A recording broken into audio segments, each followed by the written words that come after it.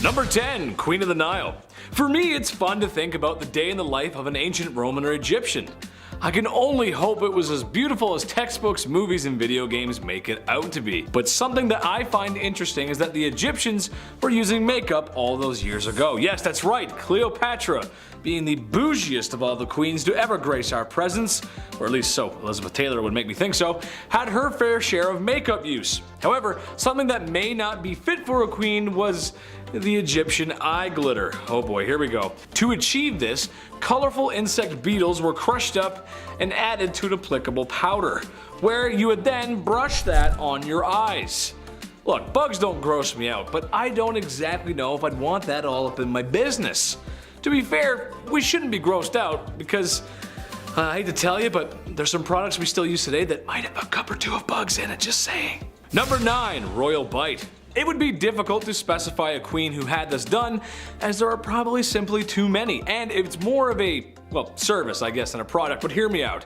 Something I'm just extremely fascinated in and frightened by at the same time, taking place in Africa, Asia, and the South Pacific Islands.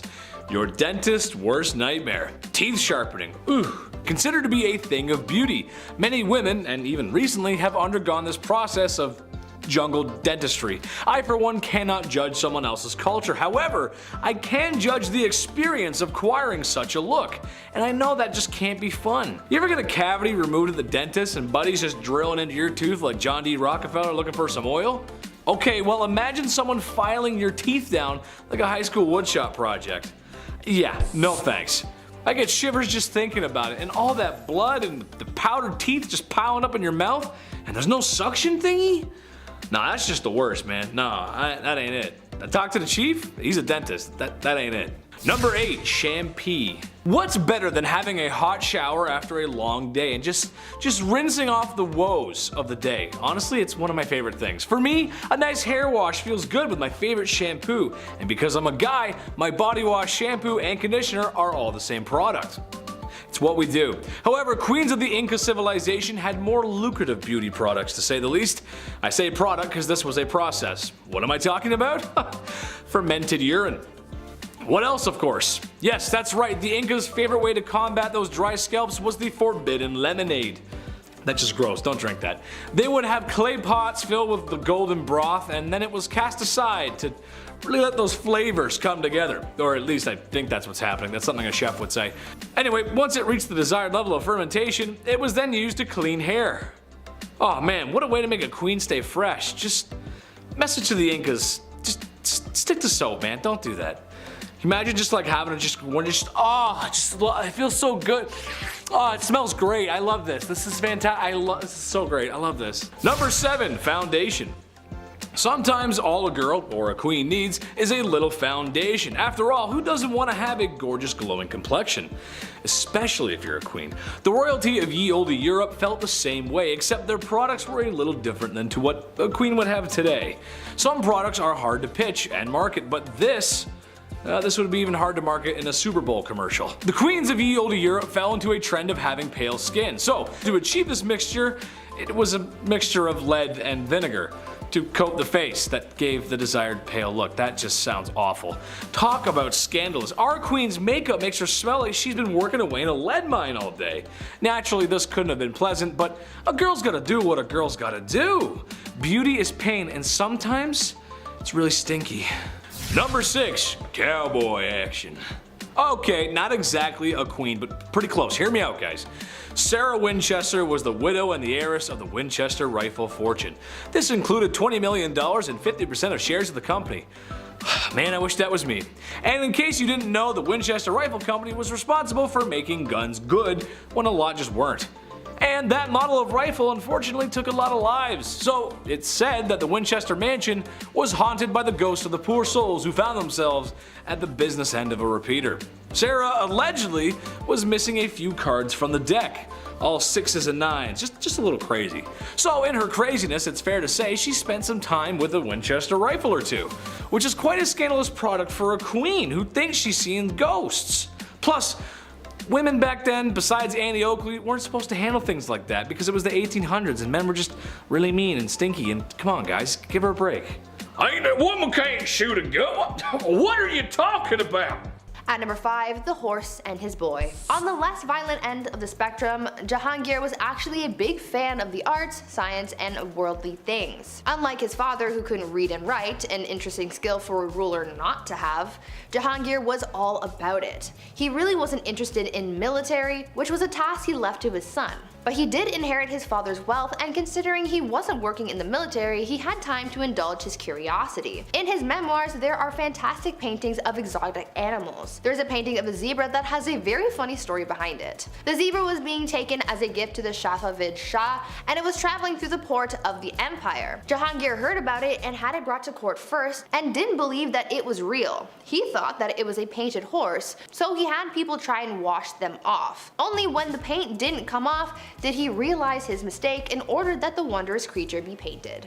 At number 4, Shah Jahan and the Taj Mahal. Okay, so this one isn't messed up for violence or anything, but it is the ultimate love story, and we just can't leave it off this list. There is one part that is messed up to me because, man, I don't even know, but we will get to that. If you've ever been to India, then one of the stops you made on your trips was probably to the Taj Mahal, a breathtaking mausoleum built by the Mughal Emperor Shah Jahan to commemorate the love of his life. Considering how big and intricate it is, you know that their love was bigger than any storybook. An Indian poet called the Taj Mahal a teardrop on the cheek of time, a testament to grief and power. Mumtaz Mahal was Shah Jahan's favorite wife, forsaking all of his other wives just to be with her. They went everywhere together, even on military missions. This is where, from my perspective, where things get crazy. This woman delivered 14 children for her husband. 14. Sadly, whilst giving birth to the last, she passed away, inspiring her king to build this massive structure. Both Shah Jahan and his love are buried beneath it. At number 3, Brothers at Odds. Shah Jahan's rule was considered the golden rule of the Mughal Empire, so how do you top that? Aurangzeb did not even bother trying, and he kinda sucked. He was Shah Jahan's third son, and he was a very military-minded man, showing tactical and strategic military skill and unrivaled determination. Whereas his brother was a man of letters, and no, not the kind from Supernatural. Aurangzeb wanted power, and so in order to secure his rule, he confined his ailing father to his own palace, caused the death of one of his brothers, and had 2 more of his brothers, a son and a nephew, executed. He was literally committing fratricide left, right, and center. But it didn't matter to him because he gained control. His desire to prematurely end the lives of those who stood in his way was described as, quote, a wolf thirsting for the blood of his brothers, end quote. You would think that this motivation to gain power and rule on his own terms would mean that he had big plans for the empire, which in a way is true, but those plans and changes led to a lot of oppression, but we will get to that in a bit. At number 2, Staked. Before we get into the oppression that Aurangzeb caused to his empire, let's talk about Emperor Farrukh Siyar. Farrukh Siyar was emperor of the Mughal Empire from 1713 to 1719. He was described as an incapable ruler who gave his power to all of his advisors. His rule caused many conspiracies and plots to arise within the court.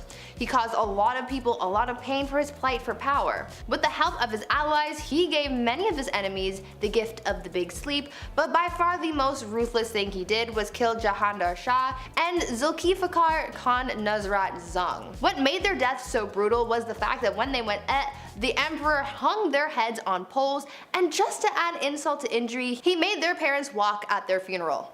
Luckily for the people of the Mughal Empire, Farrukh Siyar was killed by unknown assailants at the instructions of his close relatives, putting an end to his awful reign. And finally, at number 1, the Great Oppressor. Aurangzeb's rule sort of had 2 chapters to it. At first, Aurangzeb was a capable ruler of a mixed Muslim-Hindu empire who was feared yet respected for his vigor and skill, but around 1680, Aurangzeb's rule changed drastically in both policy and attitude. His once unified people of both Muslims and Hindus broke apart, and people of Hindu faith became subordinates, not colleagues. On top of that, Aurangzeb added some more oppression to the mix and not only destroyed Hindu temples, but he also reimposed the jizya tax on non-Muslims, after the tax was initially banned by Emperor Akbar. For For the first 20 years of Aurangzeb's rule, he did not impose a tax, but all of a sudden he started demanding these payments, and historians believe that Hindu uprisings are what caused the emperor to act harshly towards the non-Muslim population. This discrimination caused a revolt to unfold that Aurangzeb's third son supported. Aurangzeb spent his last 50 years taking his aggressions out on the Hindus in the empire, and it's for this reason that he is remembered by many as a tyrant. Before we wrap things up for today, I want you guys to leave a comment down below telling me what from this list you think was the most messed up from these Mughal kings. Leave me your thoughts down below. Number 10. Marie Antoinette. I wonder what it must have been like to be the Queen of France. To sit in a palace and eat all those delicious foods that your cooks can make while the peasants outside struggle to eat, and sing about bread for some reason. I don't know, Les Mis reference. It's a life of beauty, balls, and not listening to what the stinky peasants outside have to say. Except that's the very reason why Marie Antoinette was the last queen of France. You can only spend so much time and money on your exuberant lifestyle before the people get fed up. I mean, these people have nothing. It's kind of difficult to control people when they don't even have food at home. They let the queen know how upset they were when they decided to remove her head from her body. Number 9. Bloody Mary, Bloody Mary, Bloody Mary. Sometimes it's just in the name, isn't it? Like Mario, you know that he's an Italian plumber. Or Luigi, you can tell that that's an Italian plumber's brother.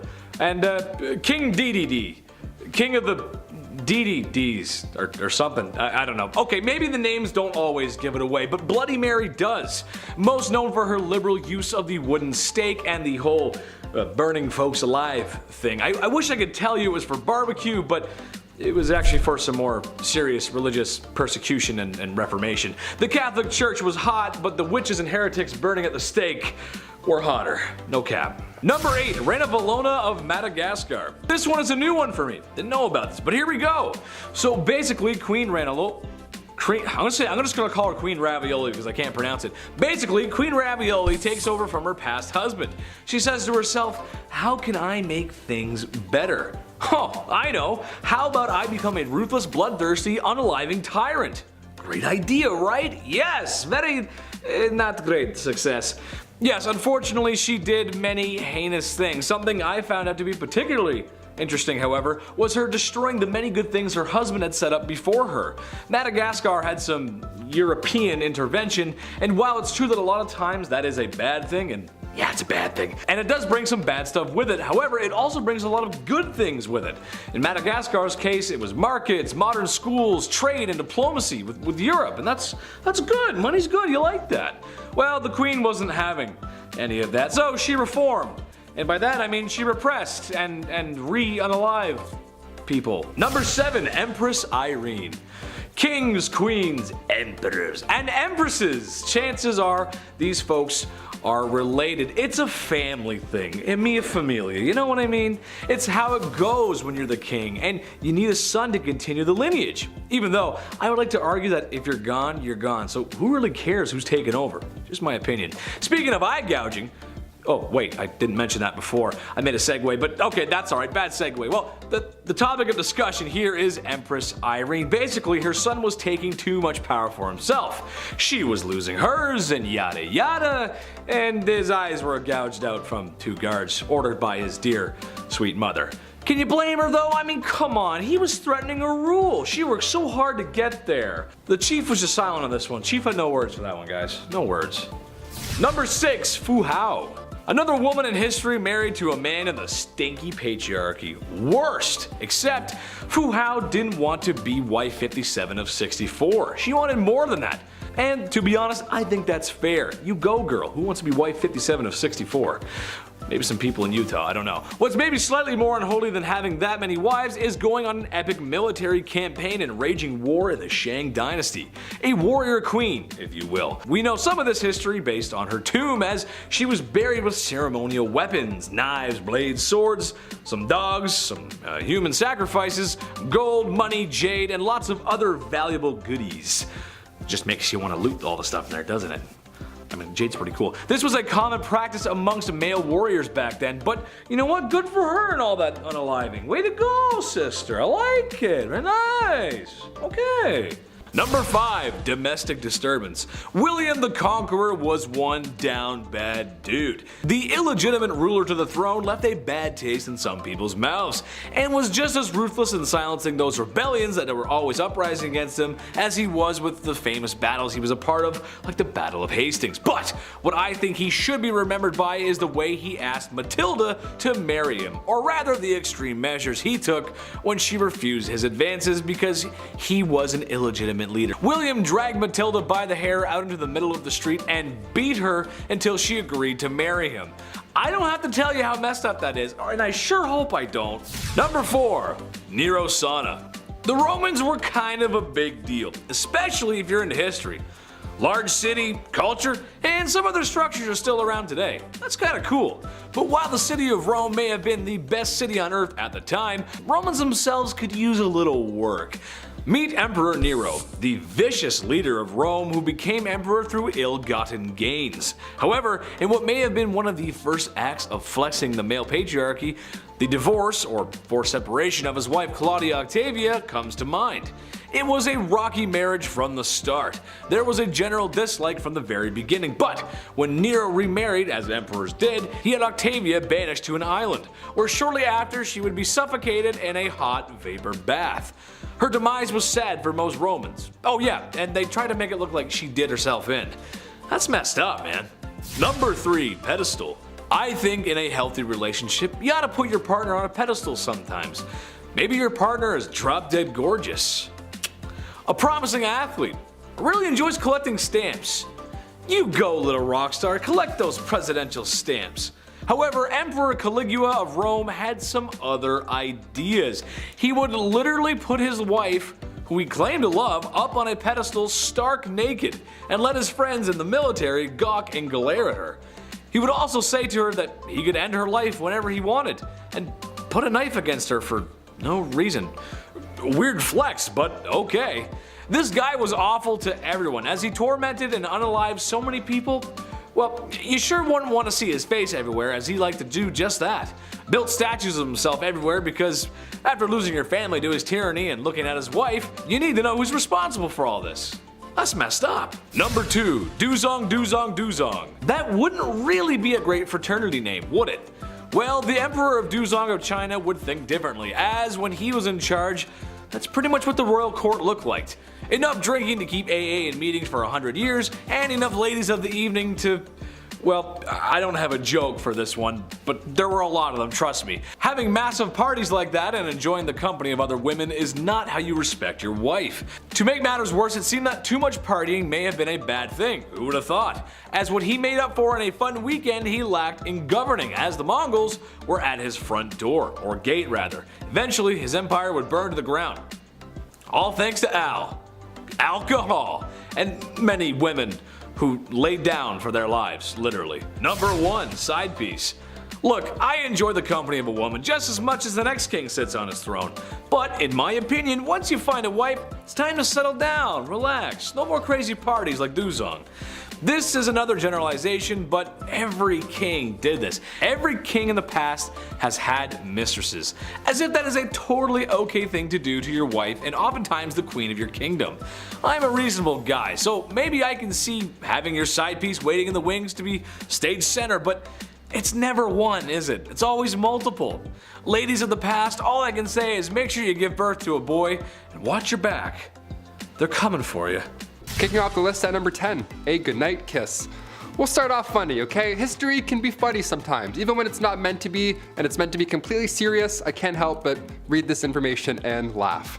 Royals were sweating constantly about people trying to take them out, of course. I mentioned Boy Jones on here a few times. That guy stalked the queen over and over for years. Historically, these royals have been on the lookout for enemies, and the way that they prevent these attacks, yeah, sometimes it can be a little funny.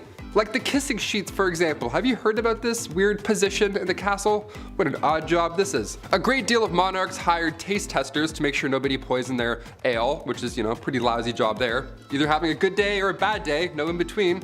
But they also had a guy kiss the king's sheets every day, just He just kissed the entire bed. The king size, may I remind you, massive bed. King Henry VIII, this guy hired somebody to literally just go in, get snuggled up, and just make sure the king's bed wasn't poisoned. There's nothing on it that's gonna make the skin go all ouchy. He would just get in his bed and just go to sleep for a bit. You are required to make the king's bed every morning, of course, and before he gets back in, you gotta get in and kiss that bed, man. You gotta kiss that bed real good. Mwah, mwah, let's go. Mwah. All right, time to clock out for the day. Mwah, one more for good luck. Clothes as well, that was touched. Maybe not kissed, but it was for sure worn and touched. It's so weird. Guy's wearing my clothes in my bed. No way, I'd rather get poisoned. Like, yo, take my jeans off. Who is that guy? Get back here. Like, imagine marrying that king and it's like, oh, hang on, before we get snugged in, this guy has to go and kiss your sheets. She's like, ew, what? Why does my sheets smell like breath? Everything smells like breath. Number 9, enemas. We gotta talk about perhaps one of the worst sights to see in the household.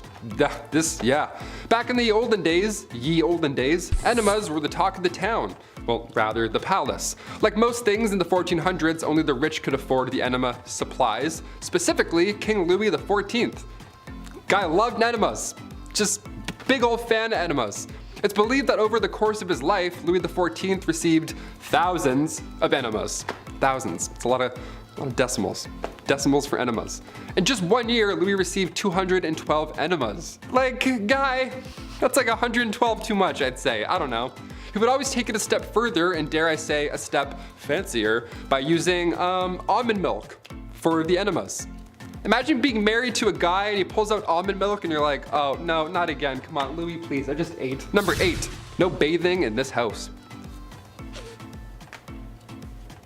Bathing in the olden days wasn't fully understood, if that makes any sense. Like in a medical book, in an official 16th century medical book, the medical advice was, use not baths or stews, nor sweat too much, for all openeth the pores of a man's body, and maketh the venomous air to enter and for to infect the blood. First of all, huh? What? What does it even mean? Why is every shred of medical knowledge always written in riddles? God forbid you have bronchitis in the 16th century. A doctor would just be like, ah yes, just a drop of ale and a witch's flick and you'll be on your way. Like, what? Do you have any halls? Help me. Help me, dude. No, I'm just mad. I just like, bro, I have pneumonia. I need medicine. So of course they thought that taking a bath would make you sick. Of course. So King James IV, apparently this guy never took a bath in his life. And his hygiene was so bad that he would sometimes pass lice to others just by being in the same room that he was earlier. So not at the same time, he would come in, do his king stuff, leave, and the lice would be like, pew! And they would just wait in that room and get on someone else. That's so gross. That's horrible. Lice would emit off this man. He's like the stinky kid from Charlie Brown with the stinky cloud. That's just like lice around this guy. Margaret Tudor was married to King James. Yeah, must have loved the no bathing thing, eh? Oh boy. Number 7, Queen Caroline. Queen Caroline. Ba, ba, ba. She went out in a horrible way. We can't sing about her. History remembers Queen Caroline for the way that she went out. It was bad. It was actually written down in an epigram attributed to the 18th century poet Alexander Pope. Here lies wrapped up in 40,000 towels, the only proof that Caroline had bowels. Again, it rhymes. Why is everything rhyming? This is so awful. Who can be like, yeah, write that down, that's good, that's good. Wait. It does rhyme, that's good, that checks out. Rest in peace. My gosh, her husband, he was certainly no help at all. Caroline was previously married to George IV, and this guy locked her out of Westminster on Coronation Day. So yeah, she went out in a horrible way, but let's not forget the marriage that came beforehand. That wasn't pleasant either. Nothing in this guy or this marriage was pleasant. Number 6, Henry VIII. Of course he's back. He had 6 wives and it was pretty much entirely bad for all of them, yeah. It was the late 1400s. Henry took the throne in 1509. This guy was only 17 years old when all of this madness began to unfold. Only days after the execution of Anne, who I mentioned on part 1 of this list, so days after he married his 3rd wife, Jane Seymour. Anne Boleyn and Jane Seymour's mothers were first cousins, so they were close, and during all of this, they of course went head to head more than once. Jane died shortly after giving birth to Edward VI on October 12, 1537.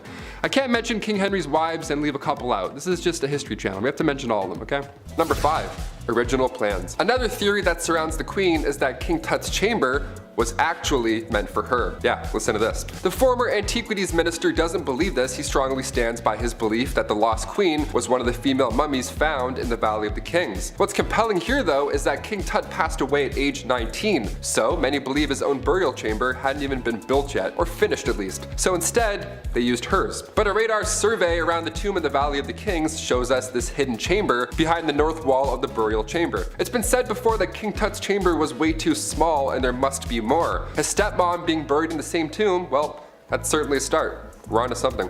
Number 4. Tomb alignment. Nobody knows angles like ancient Egyptians. The way they built the pyramids, I mean, they still stand today confidently. We're trying to figure out just how they made the pyramids in the first place. Meanwhile, there's a team inside the pyramids trying to figure out who is even buried in the walls. It's a whole fascinating mystery. Using ground penetrating radar, researchers were able to find this corridor, this log opening in the bedrock at the exact same depth of King Tut's chamber. And on top of that, these openings are facing the same direction. Tomb KV62 and this new chamber have the same orientation, so of course we're going to believe that they're connected. Because unconnected tombs don't often align, or don't ever align really, so that's also a sign. We're getting close. Let's just give me a shovel. I'll get in there. I'll help out. Be so gentle with everything. I'll feather things off. I've seen National Treasure. Number 3.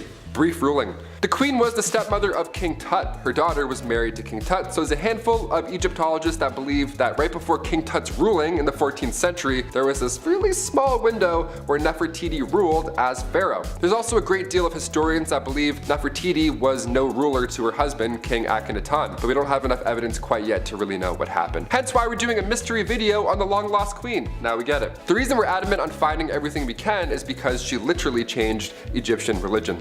Number 2. Her family. The queen's name translates to a beautiful woman has come, and given the fact that we still don't know her parentage, we have to use our national treasure brains here. A beautiful woman has come. Come from where? Well, early Egyptologists believed that Queen Nefertiti came from Syria. Back then, it was Mitanni. Her family roots are still debatable, but there's reason to believe that Nefertiti was actually Egyptian born. In fact, many believe she's related to King Akhenaten. We don't really know. The lost queen did have children of her own. She had 6 daughters, like I mentioned before, 2 of which became queens of Egypt. She may have also been the daughter of A, who at the time was an advisor for the king and ended up becoming pharaoh after King Tut's death in 1323. So we have no idea, but we're getting so close. I feel like we're like years away from finding everything we need to know, but also this last point is pretty interesting. Number 1, sun god origins. Okay, one of the most interesting facts about all of this was the religious impact that the queen made on ancient Egypt. Both her and King Akhenaten were in a cult. How fascinating is that? They were in the cult of the sun god Aton. In the earliest accounts of the queen, she assisted her husband in a ritual that smited the female enemies of Egypt at the time. There have been a few blocks that have since been recovered from the Theban tombs of the royal butler that depicts the queen wearing her unique blue crown, so definitely her, part of these sun god rituals. So, cut to the end of the king's ruling, the Aton was now Egypt's main god. She made a new god. She convinced everyone to believe in a new god. That's incredible. We can't even decide on who's gonna win America's Got Talent. She's like trading in traditions and religions. That's wild. At number 10, some background. The Mughal dynasty in India was founded by Babur, a descendant of the one, the only, Genghis Khan and Tamerlane. After he defeated a sultan of Delhi named Ibrahim Lodi in 1526, Babur was the first step in the Mughal dynasty that would last for over 3 centuries. To say that the empire was immense is an understatement. The empire ruled over 103 million people, probably even more. The Mughals were rooted in Muslim beliefs and were noted for their well-organized government and cultural sophistication. Many of the rulers tried to integrate the Hindus and Muslims under one state, but as we will find out from this list, it was not an easy thing to do, which ended up causing a lot of strife. Many rulers of the empire flip-flopped back and forth between being merciful and tyrannical towards the Hindus, adding to centuries of oppression. At number 9, blinded. Humayun was set to inherit the throne from his father, much to the jealousy of his brothers. He was 23 when he ascended the throne in 1530 after the death of his father. His brothers reigned over different fiefs, but none of them were satisfied unless they had the crown. He also wasn't the best ruler. Humayun was sent into exile for 15 years after he was overthrown by one of his father's generals, Sher Shah. Humayun fled and eventually ended up in Persia, where he built back up an army through his partnership with the Shah. Slowly he took back his land, facing his own brothers who were constantly scheming against him. But Babur, his father, made him promise that he would never lay a hand on his brothers. But his brother Kamran continued to threaten him, and one instance while defending a fort turned on the innocents trapped inside and took their lives viciously. Kamran, not a good dude. Something needed to be done. He eventually catches his scheming brothers, blinds his brother Kamran, and chains his brother Askari. A little messed up, but like, you know, not bad for war. Before I carry on with the rest of the video, make sure you guys are subscribed to the channel and maybe consider leaving a like on this video if you're enjoying it so far. At number 8, Akbar. Humayun continued to deal with the competition of his brothers until finally his reign came to an end, but not in the way that you would expect. He was carrying a bunch of books up some stairs and he accidentally fell, leading to a lethal head injury. His 13-year-old son Akbar had to inherit the throne. Akbar would later become known as the Great, but that doesn't mean that he didn't do some questionable things. Where his father failed to conquer, Akbar swept through. But just like his father, he encountered jealousy and dangerous ambition in the dark corners of his reign.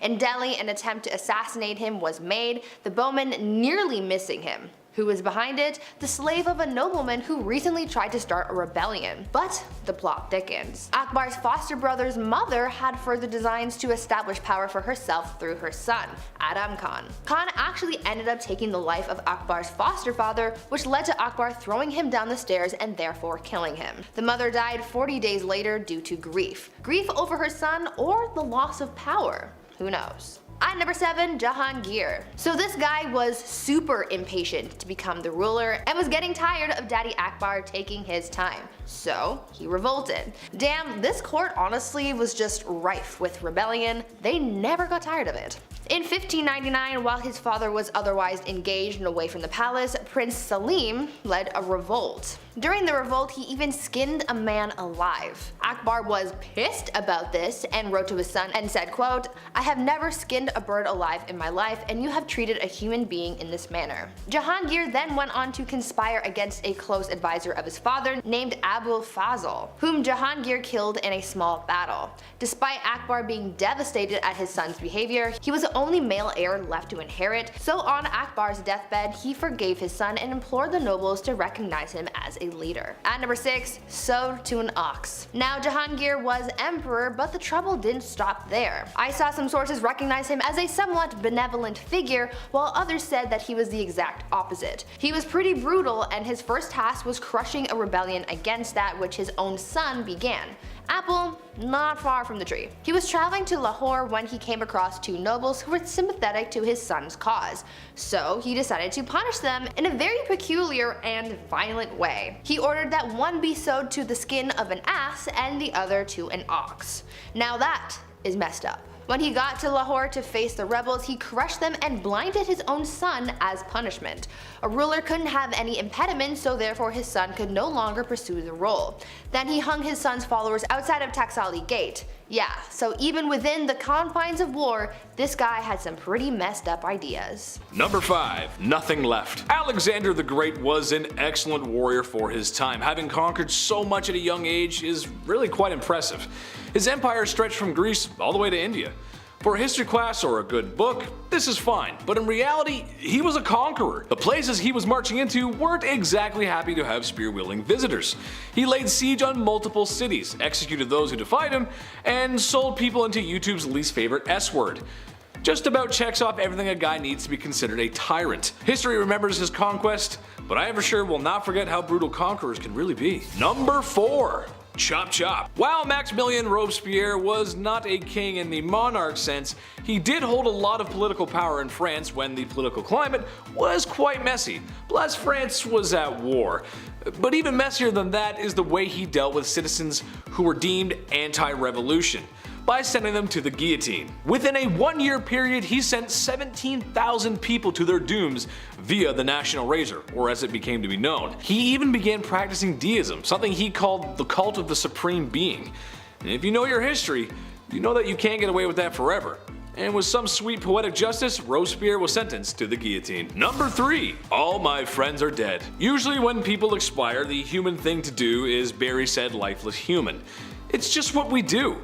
But apparently Ferdinand I of Naples did not get that memo, instead taking a page from Night at the Museum. No, this is not a cute comedy movie starring Ben Stiller, but in reality a complete horrifying nightmare. Ferdinand took the saying, "keep your enemies close," a little too literally, as his favorite form of punishment was to mummify his enemies, which, let's face it, if he's a king, there's gonna be plenty.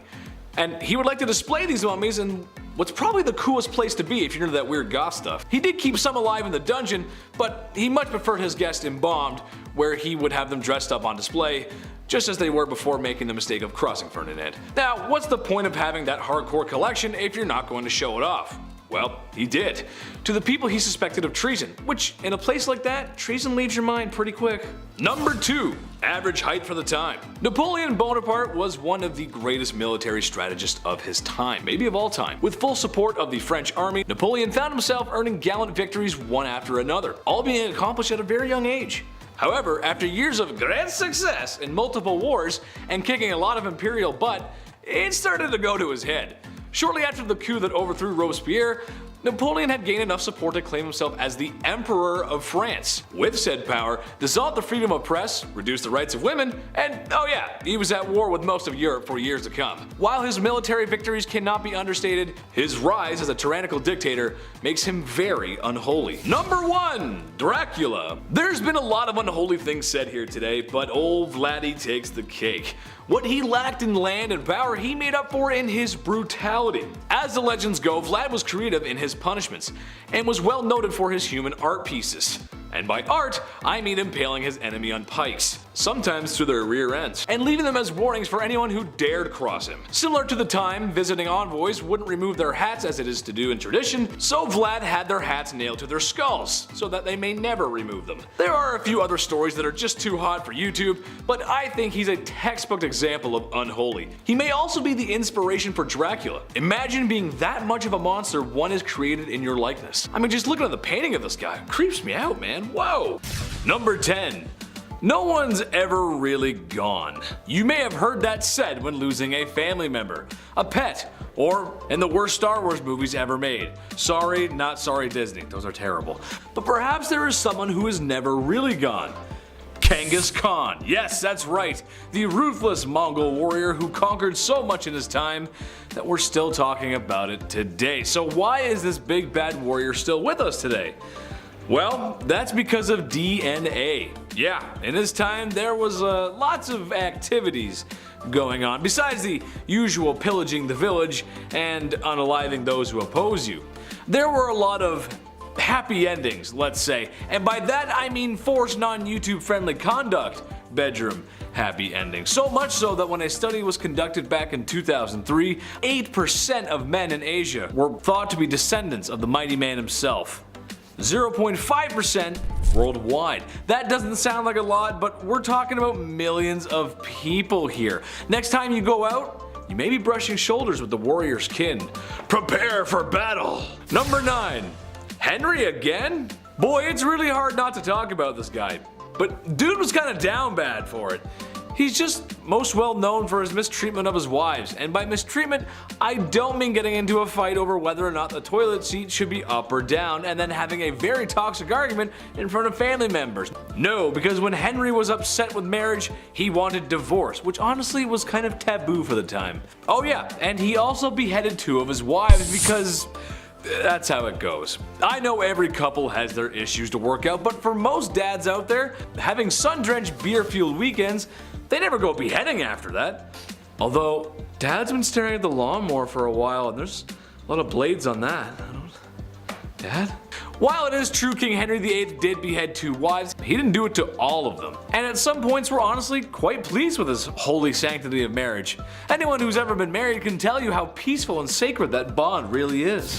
Number 8. The People's Princess. Okay, I know Prince Charles isn't exactly a king, but he is royalty, and the man kinda did Diana dirty. That's a quick and half put together allusion to a Michael Jackson song for the English majors and the audience. Being royalty isn't easy. Being royalty in a modern age when paparazzi overwhelm you with lights and cameras just for a juicy piece of gossip like, when was your last bowel movement? Is it slow? Extra extra, read all about it, the princess is constipated. That's just not fun. So after Prince Charles and Princess Diana had been married for a few years, you can understand how excited the media was to find out about their marital disputes. "There was 3 of us in this marriage, so it was a bit crowded," was a quote by Princess Diana that gave the media a field day. Sadly, Prince Charles was having an affair, and it wouldn't be too much longer that Diana would perish in a car accident that may or may not be organized by the royal family themselves. Number 7. Midlife crisis. This one's kind of generalized because if I didn't, I'd have to mention almost every king ever. So here we go. Back in ye olde times, the access to better healthcare just wasn't there. Doctors aren't washing hands. Imagine, Buddy eats some greasy mutton and then says, "Alright, time for your enema."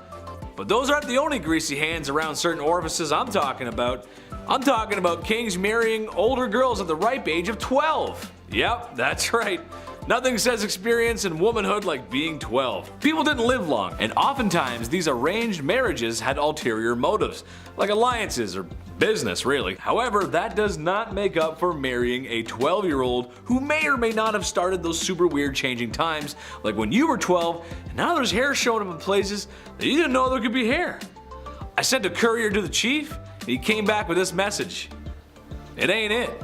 Number 6. Till death do us part. Love and marriage go together like a horse and carriage, but sometimes the crooning words of Frank Sinatra aren't enough to keep people in love. Sometimes marriages end up like the ones we see on sitcoms, but when there's no laugh track, it's not very funny, and sometimes divorce is the answer.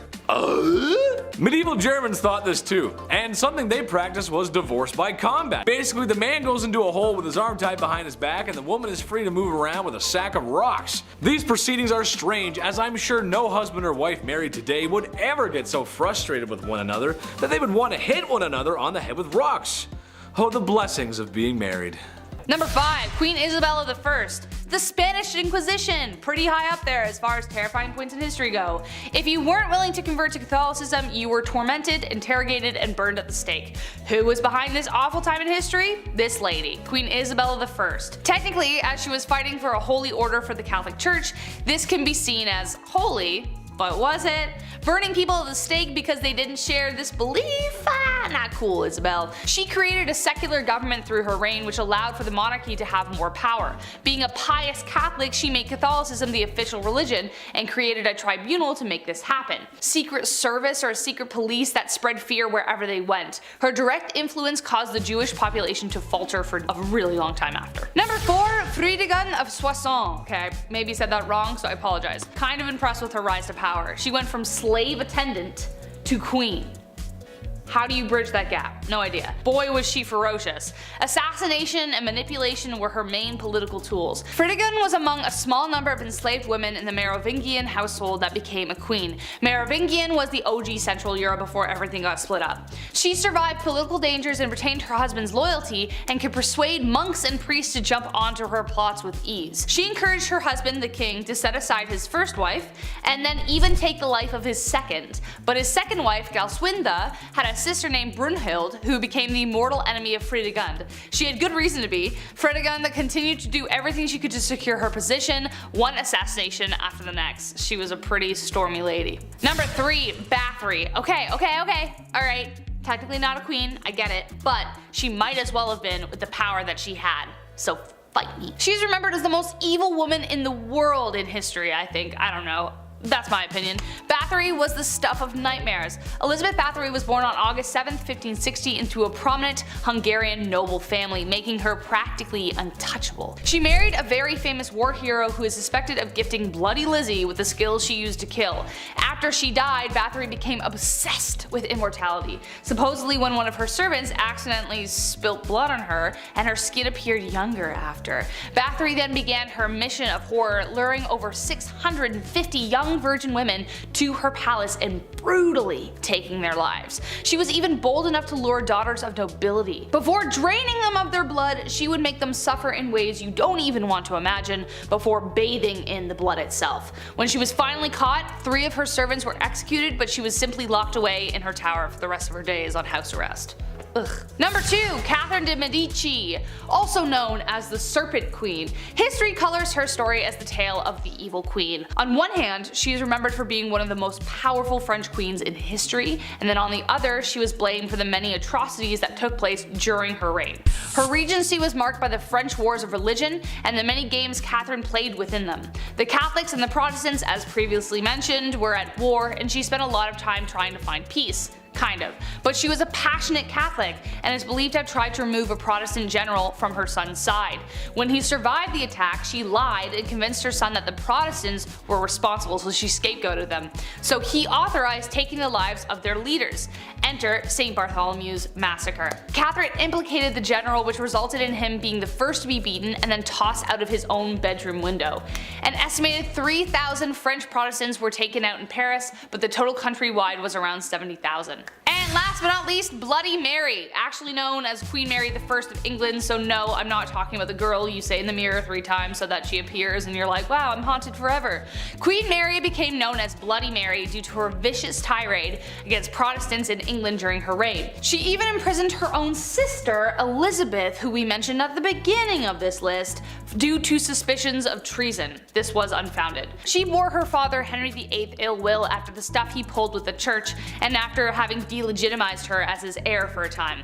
After Mary took the throne and married the Catholic King of Spain, she began carrying out her plan for England to become Catholic once again. In 1555, she revived England's heresy laws and began burning offenders at the stake, starting with her father's longtime advisor, Thomas Cranmer, the Archbishop of Canterbury. She burned over 300 convicted heretics, most of them being common citizens, and dozens more died in prison, hence giving her the name of Bloody Mary. Number 10. History.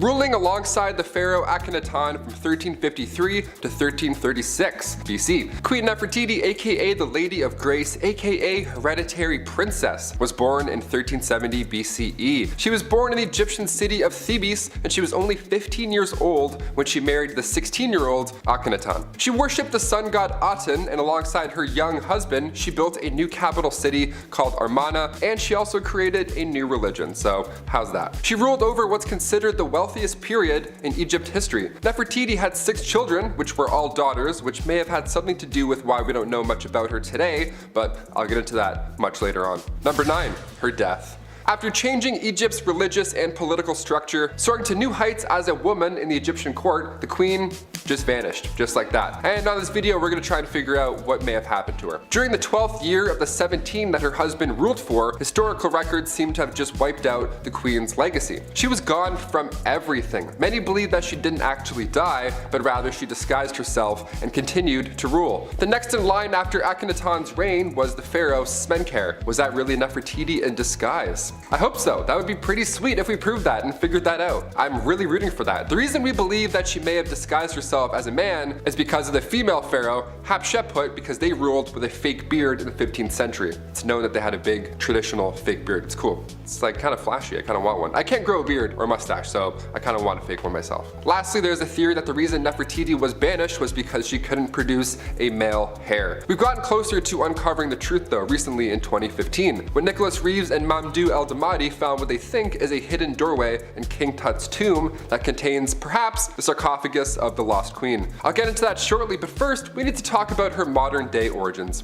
Number 8.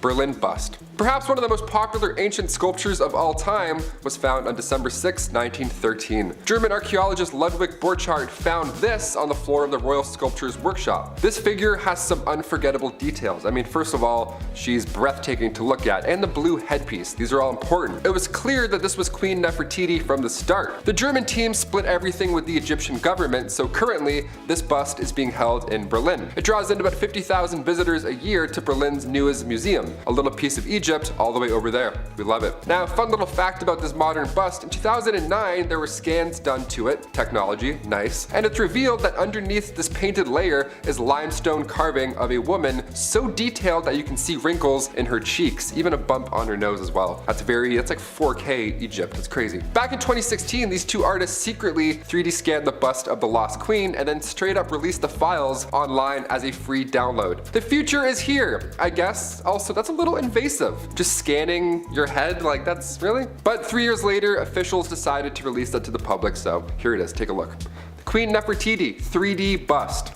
scanned by James Bond secretly. Number 7, Monuments Men.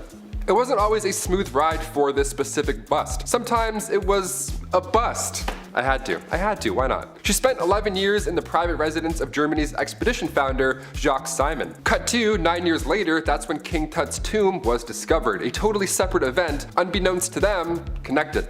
Howard Carter found King Tut's tomb in 1922, and of course afterwards the entire world was watching. Just a year later, her bust was finally moved to Berlin. It had a rocky go. It remained in Germans' hands throughout the entire war. Even that big ugly dude with the little mustache said that he himself would never relinquish the head of the queen. So thanks, Spittler. I can't say his name because YouTube. It was hidden in a salt mine throughout the entire Cold War. The Germans would arrive too late though sometimes when stealing rich pieces of art. Like in 1940 for example, they arrived at the Louvre and it was bare. The Mona Lisa was now in a child's bedroom. Curators had moved the pieces, thankfully. But when a bust of a long lost queen of Egypt was being held in a salt mine in the town of Merkers, the Monuments Men literally saved history. When Sergeant Kenneth C. Lindsay led his team down the 35 miles of tunnel, and aside from the queen's bust, billions of dollars of gold was also found down there, all stolen from the Germans. Number 6.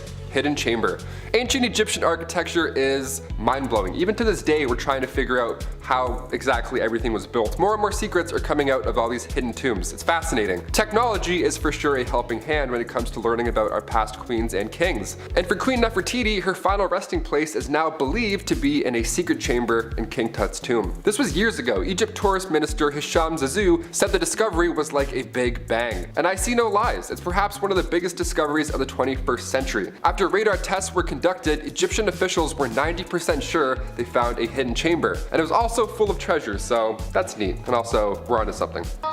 Number 5, big money. This is no surprise to anyone, I'm sure, but back in the day, I'd argue the division between wealth and poor was larger than today. Kings had it all. I mean, if you listen to what Taylor's saying, he knows what he's talking about. Food, water, power, what else is there? Well, how about the coinage to make it all happen?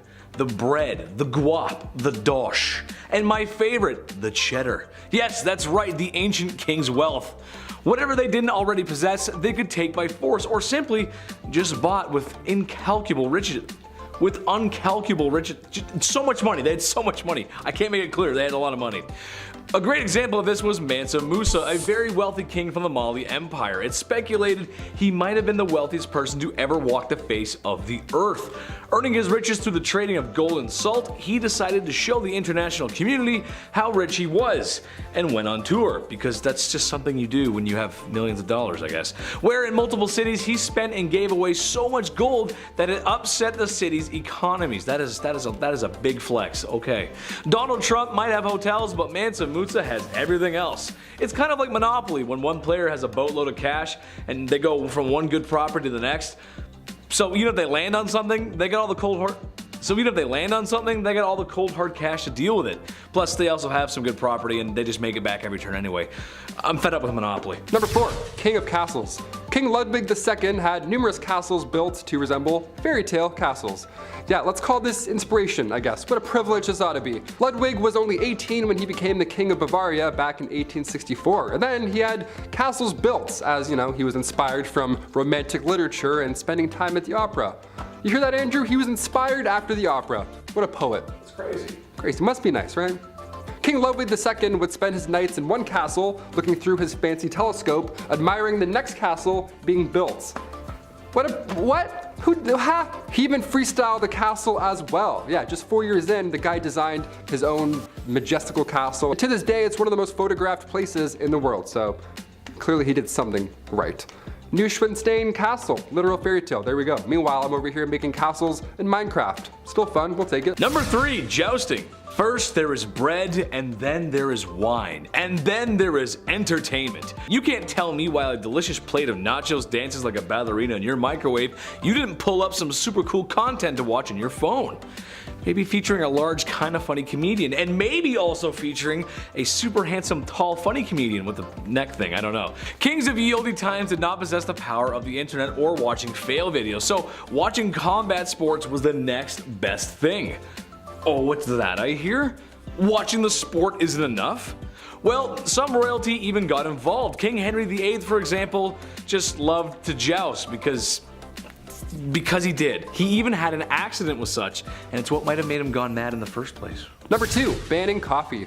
This is the worst of the worst, people. Here we go. Murad IV, Sultan of the Ottoman Empire, the guy banned coffee. What a monster. I would be asleep right now if coffee wasn't a thing. He was born in 1612, and for the most part his mother was ruling through him because he was so young and all. But when he got a little older, he got a little wiser, he put forth these laws, punishable by death, may I add, in order to get things back on track. That was the key. The guy banned coffee, tobacco, and alcohol. What a fun guy. He would actually disguise himself as a civilian at nighttime and then wander around aimlessly in hopes that he would find one of these dark roast renegades just wandering the roads. If you were caught outside having a quick smoke break, you weren't arrested, you didn't get fined, but rather Murad IV himself would just take off his hood and be like, surprise, and then he would take off your head. Right there in the streets. No trial, no jury, just straight to execution. All that for some stale ale. What a monster. Number 1, groom of the stool. For some reason this job was considered to be higher up, a well-respected job, if you will. However, I'd like to ask the man in charge of such an operation how he felt. I can imagine he wasn't too fond of his job.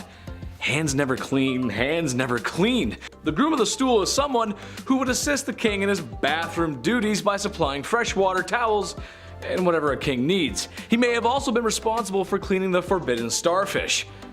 May the divines of Skyrim have mercy on his soul. I guess this had to be done, but I don't know if I could ever even do that to another human being. If you've ever eaten Taco Bell late at night and washed it down with some Baja Blast, then you know the kind of explosion awaits the porcelain throne in the morning. So yes, having a servant present at your bowel movements is a privilege that most other folks just didn't have, but would you really want one? At number 10, the king of hobbies. Everyone has their interests, right? Like for example, I like video games, and I like watching people scream at their teammates for not helping everyone else out. I'm looking at you, Blake. For kings back in the day, they didn't have people on Rocket League to scream at, so they had to find other interests. For Tsar Peter the Great, he had a lot of interests, and they were all very bizarre. Firstly, he had an obsession with short people, especially dwarves. To him, they were like his real-life dolls or something, and he would hold weddings for them and even hold lavish funerals, complete with small horses pulling a small coffin on a carriage and even a very short priest to hold the ceremony. But other than this obsession with short people, he also dabbled a bit in medicine. He liked watching surgeries be performed like he was trying to be on Grey's Anatomy or something, but when watching the surgeries just wasn't enough for him, he would sometimes perform them himself. Now remember, he's not a doctor, so it's no surprise to learn that these surgeries rarely ever went well and people died. I certainly wouldn't trust him to give me any kind of surgery, but he was a king so he could do whatever he wanted. Peter the Great also loved dentistry. It is said that if you wanted to get all buddy-buddy with the king, all you had to do was let him pull your tooth. Sounds like the guy was one heartbreak away from starting his own medical drama, but in the worst way. Number 9, banning coffee. This is the worst of the worst, people. Murad IV, Sultan of the Ottoman Empire. The guy banned coffee like an absolute monster. No more triples for you. He was born in 1612, and for the most part, his mother was ruling through him because he was so young. That's often the case with most of these young rulers. They just get, hey, you're 7, now you rule a kingdom, enjoy. It's tough, they're not gonna know what's going on. But when he got a little bit older, he put forth these laws, punishable by death, might I add, in order to get things back on track. That was the key. He banned coffee, tobacco, and alcohol. He would actually disguise himself as a civilian during the nighttime and would wander around aimlessly in hopes that he would find one of these dark roast renegades. If you were caught outside having a quick smoke break, you weren't arrested, you didn't get fined, but rather Murad IV himself would take your head off right there in the streets. No trial, no jury, just straight to execution. All because you're drinking a Bud Light Lime. At number 8, why you mad? Now this could be a bit of a controversial opinion, but if your name includes the words the mad, I would assume that you're not doing too great, right? I mean, you have to earn that title, and if it's a title that harsh, that simply begs the question, what in the HE double hockey sticks did you do to get that name? Well, for Charles the Mad, he did a lot. Charles became king when he was only 11 years old, so that certainly didn't help his development, and knowing this kind of helps explain a lot of his actions. He was known for getting really angry and throwing fits of rage, and was known to give people the gift of the big sleep, if you know what I mean. Charles didn't always kill people though, only sometimes. Other times he liked to switch things up. Sometimes he would run around his palace pretending to be a wolf. Other times he would go through phases where he just really didn't want to keep up with his personal hygiene, and he would get get so gross that he literally had to be cut out of his own clothes. Now, I don't know how long you have to go without bathing to get to that point, but really I don't think I want to know the answer to that question. Charles also thought that he was made of glass, and so he would go through phases where he would sit completely still so that he didn't break. Kind of like Drax from Guardians of the Galaxy, but not as, you know, extraterrestrial. Well, maybe he was. That honestly would explain a lot. Number 7. Party hard. Zhu Huzhou was the emperor of the Ming Dynasty in the early 1500s. Now, lately we've been talking about kings and queens. We're on part 2s for both now, and there's a good amount who simply just aren't ready. They're too young to rule. Like Joffrey from Game of Thrones. Kings like that actually existed. They were horrible. They were young, they were too young to know what was right and wrong. Plus, they usually have some corrupt parents whispering in their ears the entire time. Zhu took the throne at just age 14, and for a while, ministers were confident that he would grow into the role and become the leader that he was born to be. Well, when he got older, he transformed a zoo just outside of Beijing. He transformed it into his own personal brothel. Yum. I mean, on one hand, I'm glad the animals are free, but like, a zoo? You couldn't find a more romantic place? Can convert an Applebee's to a brothel, maybe? I don't know, something with AC? His final days were spent partying, and some would say a little bit too hard. He got intoxicated and fell from a boat. That's how he ended his life. Honestly, not a bad way to go out. Pretty OG. At number 6, love game. A lot of kings and queens throughout history have been known to engage in the horizontal hustle a lot. I mean, when you're a ruler of a kingdom, you don't really have much to do in your spare time, so what else are you gonna do? Play a board game? No. These monarchs were getting busy all the time, but there was one king who was just so obsessed with getting a good old pickle tickle that it just became his whole personality. King Philip V was known to be a nymphomaniac, and he liked doing the deed a lot, but because at the time, the Catholic Church said that having sexy time with anyone but your spouse was a sin, the king and his wife were getting busy all the time. Eventually, his first wife caught on to how to use this to her advantage, and she would often refuse to sleep with him until she got her way with anything she suggested or demanded from him. You would think that he would catch on to this game, but maybe his urges were just so strong because he always caved and gave her what he wanted. Obviously, this man did not follow Hoodville. Absolutely not. Just to give you guys an idea of how obsessed this guy was, when his wife was on her deathbed, before she went he literally tried to get one last bang in. On her deathbed. Like, dude, not the time. Number 5. Toxic eyes. It's no mystery that beauty products today can be filled with all kinds of lovely chemicals that make you look great. And there's tons of products from the past that could be labeled as scandalous. Well, how about putting literal poison in your eyes? Yes, that's right. Back to the women of ye olde Europe. The very same queens with the pale skin wanted eyes that sparkled. How to achieve this? Well, you just put drops of belladonna in your eyes, which, if you didn't know, is poison. Like, just straight up poison. It's bad. It would dilute the eyes, and that was considered beautiful. If you think that sounds like it's bad for your health, that's because it is. Long-term exposure to the belladonna drops would lead to blindness. Yeah, it's kind of a trade-off there. Good looking eyes, go blind later. Yeah, no thanks. Number 4, the neck stretcher. No, that is not a WWE wrestler or finishing move, although it really sounds like one. It could be. No, this is something I've always been fascinated with, really. It's just kind of out of this world. I'm talking about neck rings from some African and Asian cultures. Basically, over there in some cultures, the more a woman looks like the Kaminoans from Attack of the Clones, the better. And that means it's time to stretch the neck by slowly placing rings around a young woman's neck until it grows. And then you keep slapping those bad boys on until you've got so many rings on your neck it'll make you say Cypher Diaz. Had to fit a little Star Wars in there somewhere. Truth be told, the neck doesn't actually stretch. It's more the shoulders are dropping from all that weight, which can weigh up to like 15 pounds or something. It's crazy. And if common folk take part in this lengthy procedure, the most beautiful of queens certainly did too. Number 3. This makes no sense. Look, with all the crazy, super awful, weird things that humans have done, at least most of the time in my opinion, there's a method to the madness. Poisonous eye drops do make your eyes pretty, sure. The urine shampoo does get rid of my dandruff, okay. But with this one, I mean, there's just no way. It just doesn't make sense. And I would have no idea how to present this to royalty, especially the Queen of the Nile. Toothpaste made from mice, yes.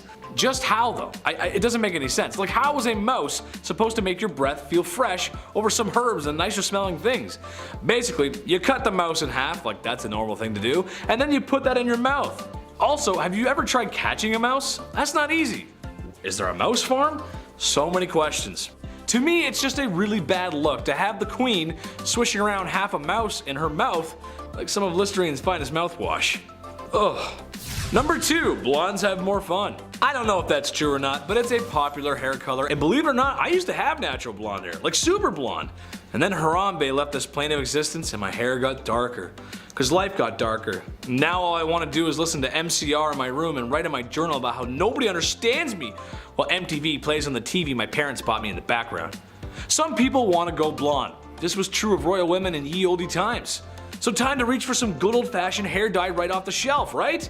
Let's read the ingredients together. Water, oh that's good, okay. I got a water. Lead, well I got tons of that on my face already, so that's fine. And what is this, sulfur? What? Yeah, that's right, that's sulfur. Imagine slathering that stinky goodness all in your locks. This was something that the highly esteemed Tudor women actually did. Or at least tried. I feel like you need a whole truck of this stuff to work.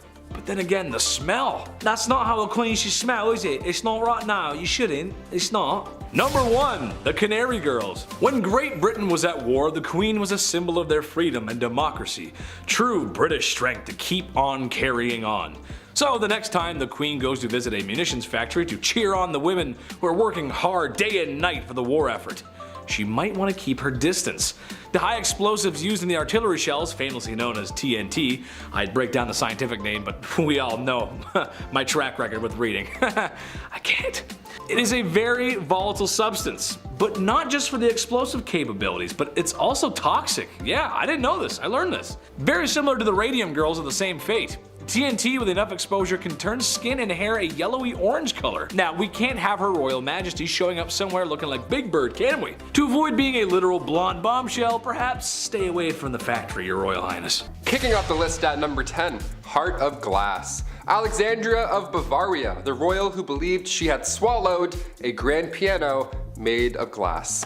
I'm not joking, yeah, she was a princess, so not technically a queen, but this is so insane that I had to kick off this list with it. The 23-year-old Bavarian princess was quite the scholar. She was known to enjoy literature, but she equally put energy into convincing those around her that she'd swallowed a piano made entirely of glass when she was a wee child. She grew up afraid that her inner piano would shatter. We have an inner demon, she has an inner piano made of glass. So she would enter rooms slowly and sideways, I'm not kidding, to, you know, avoid cracking that personal piano problem. Just like King Charles VI, he thought he was going to break at any given moment. Saying you were made of glass was quite an uncommon delusion. The victims were more often than not royalty. They had glass, they watched this fancy material shatter in their hands all the time. No wonder, it probably scared them. There's actually a play on this glass delusion. It's called The Glass Piano by Alex Sobler. Quite recent too, apparently it's a blast. Check it out if you have the chance. We love that. Keep writing plays about glass pianos. This is insane. At number 9, Rosemary's Baby. Back in the days of old, it was very important to the monarchy to have a male heir. Many kings throughout history have been known to get very upset when they weren't given a son to inherit the throne,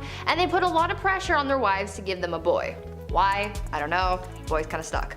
Anyway, this probably drove a lot of people crazy, but there is at least one confirmed case of crazy baby fever from Maria Eleonora. She kept trying to have a baby, but when she finally got pregnant, everyone was hoping for a boy. Unfortunately, the odds weren't in her favor, and she gave birth to a little girl instead. People knew that Maria would get absolutely triggered upon learning of her baby's gender, so they kept it a secret from her as long as they could, but eventually they had to tell her, and Maria was pissed. She really went looking for that receipt to return that baby and get a refund or at least a store credit. When she found out the baby was a girl, the queen reacted by saying, quote, "Instead of a son, I am given a daughter, dark and ugly with a great nose and black eyes. Take her from me, I will not have such a monster." End quote. Like damn, tell her how you really feel. After that, mysterious things started happening to this baby, like a wooden beam mysteriously falling into the baby's crib and somehow accidentally falling down the stairs. Even the nurse once dropped the poor kid onto the stone floor. Like, I get it, you're disappointed, but that's still your kid, and a lot of people aren't given that privilege, so be grateful for your spawn. Number 8. Dirty talk. Going back to the 15th century to Queen Isabella of Spain, now it's not uncommon for queens to brag, be it about their wealth, status, their mans,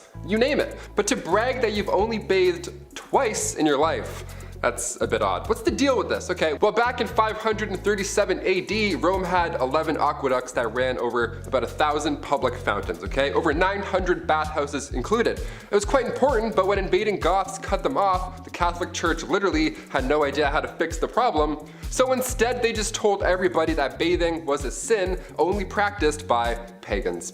So at one point in history, you could have ran a bath, thrown in a bath bomb, relaxed for an hour, got out, and then immediately you're a sinner. Worst of the worst too. How dare you having a bath on Monday afternoon, you monster, you pagan monster. The Old Spice guy would have rocked their world. At number 7, Mother Knows Best. I think after hearing about these queens who've done some dark things to get their way, you would think that it's safe to say you don't mess with a woman and her plight for power. Unless you want to end up 6 feet under, that is. One Roman Empress, Julia Agrippina of Rome, was pretty spoiled already. She lived a lavish life, her husband was the emperor, and she had a family. But that just wasn't enough for her, and she wanted it all. Julia was quite ambitious, and she spent most of her early life trying to dethrone her predecessors. She believed that she and her son had a claim to the Roman throne by birthright, and so she bamboozled her way into royalty by tricking her uncle Claudius into changing Roman law so that they could get married. Ew. Suddenly though, after they got married and she became empress, Claudius died, and most people think that Julia had something to do with it. That's likely the case. She and her son Nero went on to rule Rome from 49 to 54 CE. Julia stayed by her son's side for as long as she could so that she could hold on to her power, but eventually Nero got tired of his mother manipulating him and he had her forced out of power. Julia, as you could imagine, was furious because power was the one thing in the world that she desired most, and so she rallied a group of supporters to try and overthrow her son, but the plans backfired and she was expelled instead. Talk about ambition getting the best of you. Number 6.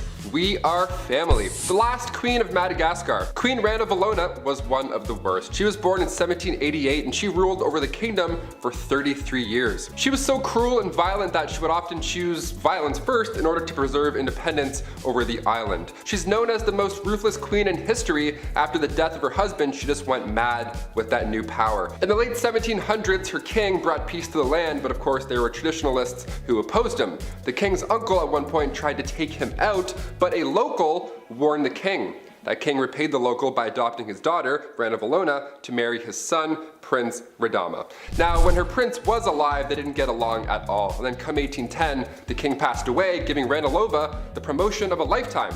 It's also theorized that she poisoned him too, so that's horrible.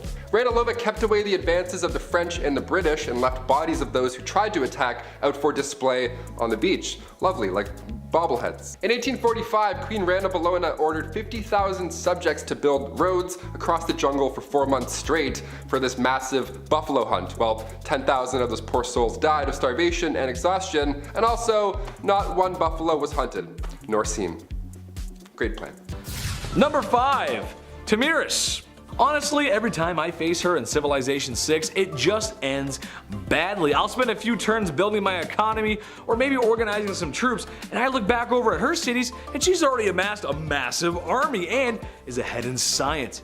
Yeah, I'm not the best Civ 6 player, but sheesh lady, come on, give me a break. This probably has something to do with her real life counterpart. Tamiris was a woman who lost her son to Cyrus the Great. So she said to herself, I don't know what's so great about this Cyrus guy. There's a Trailer Park Boys reference in there somewhere. Just imagine Ricky telling Cyrus off. I don't know, you gotta find it. Basically, after losing her son, she gathered the troops and commenced battle. The almighty Cyrus met his end, which, given how the way women were treated back then, probably didn't go over too well with PR. Yeah, she got her revenge though. Number 4, the Trung sisters. The Trung sisters are double trouble. You're getting 2 queens at once here. China was being down bad and trying to conquer some things that maybe they shouldn't have. Naughty, no. The Trung sisters came to answer the call. These girls are actually revered as heroes still today in Vietnam. But what they were able to do for so long was very impressive.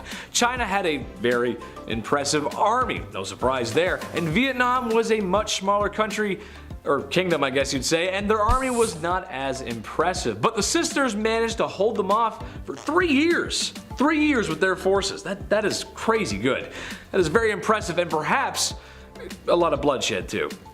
Sadly, the sisters waded off into the waters before they could be captured, because after that long fighting, I wouldn't want to be captured either. Number 3, Grace O'Malley. Avassi landlubbers, ye be looking for Grace O'Malley. Well then ye come to the right place, sir. Thank you. That is my private impression. I will be here all week. Bad impressions aside, Grace O'Malley wasn't a traditional queen, to be fair, but what she didn't have in regular queen qualities, she did make up for that in being a badass pirate. Nice. This is another one where I'm gonna ask Hollywood for a movie, please. Irish pirate queen? Come on guys, that's just a movie begging to be made. Grace O'Malley was a fierce pirate from the age of 11 and a wise woman who ruled the seas after her father's passing. I don't really have much to say after that, to be honest. I'll just wait for Hollywood to make their move. And maybe you could cast me in there. And I could put on some long red hair and some boots, and I could swim and put the red hair on me right now. I just look so good. Number 2, Queen Victoria. Okay, hear me out on this one. This one has more to do with their lineage, per se, than her, but it's her somewhat to blame. Okay, so Tsar Nicholas II of Russia, King George V of Britain, and Wilhelm Kaiser II of Germany were all first cousins. Their grandma was Queen Victoria. What? I know, right? Isn't that weird? Yeah, it's weird. Imagine how crazy your bloodline has to be for that. And, you know, the fact that during World War I, all 3 of these cousins were at war with each other. I mean, that's just insane. I mean, families fight, sure, but come on, man. Get the mustard gas off the table, bro. Come on. That's cheap. Just don't. Number 1, my mom. My mom, I love her so much. She's the best. But man, sometimes, she's so unfair.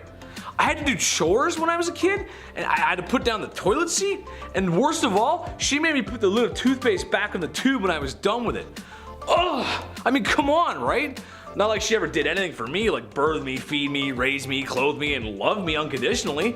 And now I gotta make my bed? This is the worst day ever! I'm sure no other cute boy with blue eyes like me ever had this problem. Okay, comment reading time. We got a comment from Captain America. He said, "Your impressions are hilarious. Keep up the great work, sir." Thank you very much, Captain America, and thank you and all the Avengers for the good work that you do. Thank you to Iron Man. He's a cool guy. I like him. And Spider-Man. Tell Spider-Man I said hello. Thank you, Captain America. Nick Perlberg said, "As a fellow big guy, I appreciate you, Chetty." Oh, I bow to you, sir. I bow to any other large gentleman, portly sir out there. Thank you so much for watching. I appreciate that. Thank you so much. Wow, that's so nice. Jelly Helma says, "Crazy. I was crazy once. They locked me in a little white room. I liked it there. I died there. They buried me where the flowers grow. One grew down and tickled my nose. It almost drove me crazy. Crazy. I was crazy once." Ha, guys, this is good. Very nice. I like. And finally, we have Curious Man. Curious Man said, "Worst job ever, shoveling concrete in July in Fargo, North Dakota. Runner-up, plastic pipe butt welder in an unair-conditioned steel building in July in Fargo, North Dakota." Yeah, that is not fun, dude. That was from the video when I asked worst jobs ever. Yeah, that is not fun. Sweating. I used to work in a garden center, and man, it had no air conditioning and 40-degree weather. As you can imagine, Chetty did not do too well there. I was sweating quite. Had to change my shirts a couple times. You know what I'm saying? At number 10, Blinded by Ambition. I don't know about you, but I think my favorite part of these queens list is learning about all the wild and crazy things that queens did to keep or acquire power back in the days of old. Like, these gals were absolutely ruthless, and they weren't afraid to absolutely body anyone who stood in their way. We've heard about queens taking out enemy tribes, their husbands, and even their own family members. This all sounds like a round of Call of Duty when you're the last one on your team and you're just murking everyone in sight trying to save your own skin. Let's talk about a queen, or rather empress, who was so desperate for power that she ended up killing her own son. Irene of Athens was an empress from the Byzantine Empire who ruled from 797 to 802 CE. She started her reign as co-ruler alongside her son, Emperor Constantine IV. Though it started as a good old family business, you know, saving people, hunting things. Not really. Things went south as they normally did back then. Irene wanted all the power to herself, and so she sought out to eliminate her competition, her own son. Irene lured her son into the very room that he was born in and gouged his eyes out. Like, ma'am, this is not ice cream. You can't just scoop eyeballs out and make a sundae out of them. Thank you. That's not how that works. Constantine ended up dying as a result of his injuries, and since his own heir had passed away earlier that year, the transition of power ended up going to Irene, who became emperor. Yes, emperor, not empress, because she was the sole ruler, making her the first woman to do so. Number 9. Topless duels. Yeah, you heard me. Hungarian Princess Pauline von Metternich was married to Prince Clemens, but she was born in 1836 and she had to marry her uncle when she was 20 years old. So, surprise, surprise, she was unhappy. Who knew?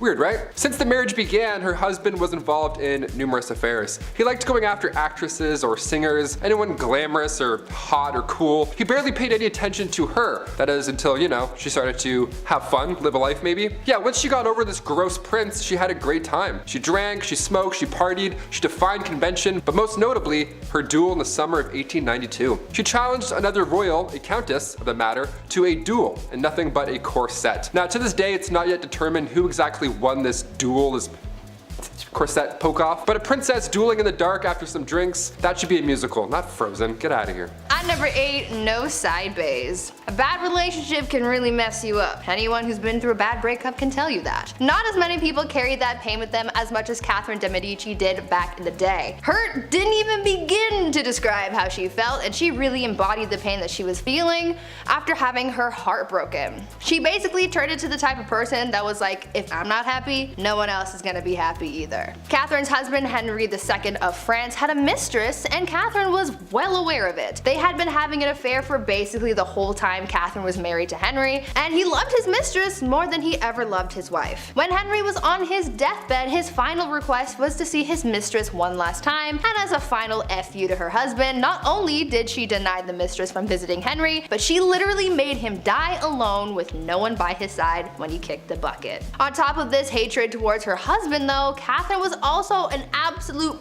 B-word to her daughter as well. Catherine would fight her daughter over her romantic affairs. I guess she didn't want her daughter to be like her father. Either way, Catherine got so mad about one of her daughter's affairs that when she found out about her lover, she locked her daughter away in a castle and never saw her again. Talk about a serious grudge. Number 7.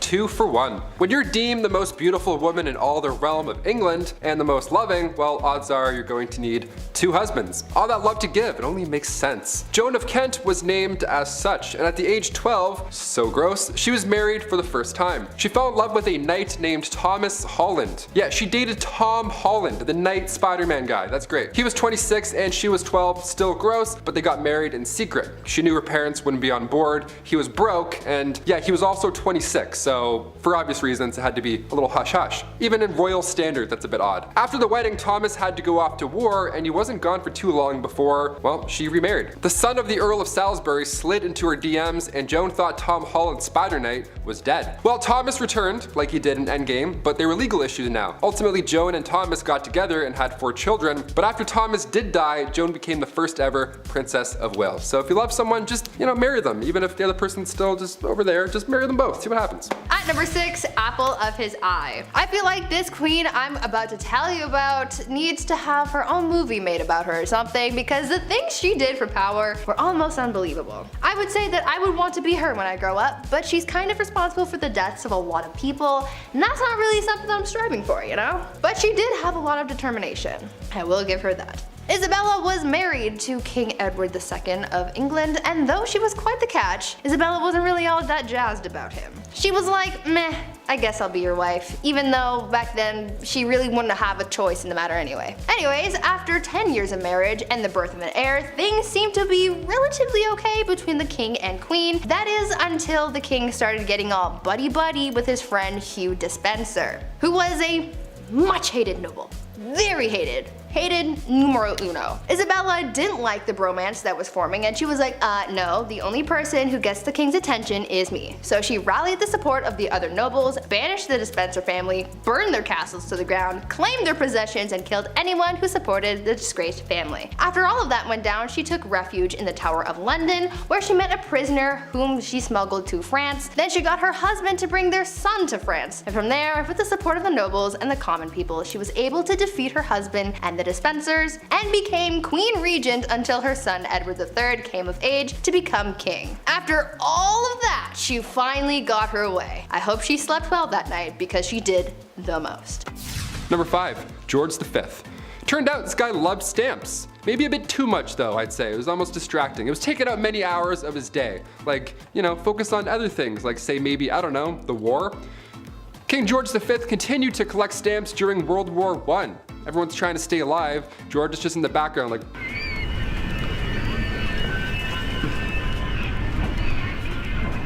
Like all collections, they started at an early age. It's now at a point where it's just, past impressive and borderline strange. Especially if you're a royal, like you're really going hard with this. This guy had albums on albums of stamps. He had around 330 albums, each was 60 pages, full of stamps. That's 20,000 pages full of stamps. That's a lot, way too many stamps. So naturally, he was nicknamed the King of Stamps, or rather the King of Philately. That's the official term for collecting stamps. We're historians here, we have to make it official.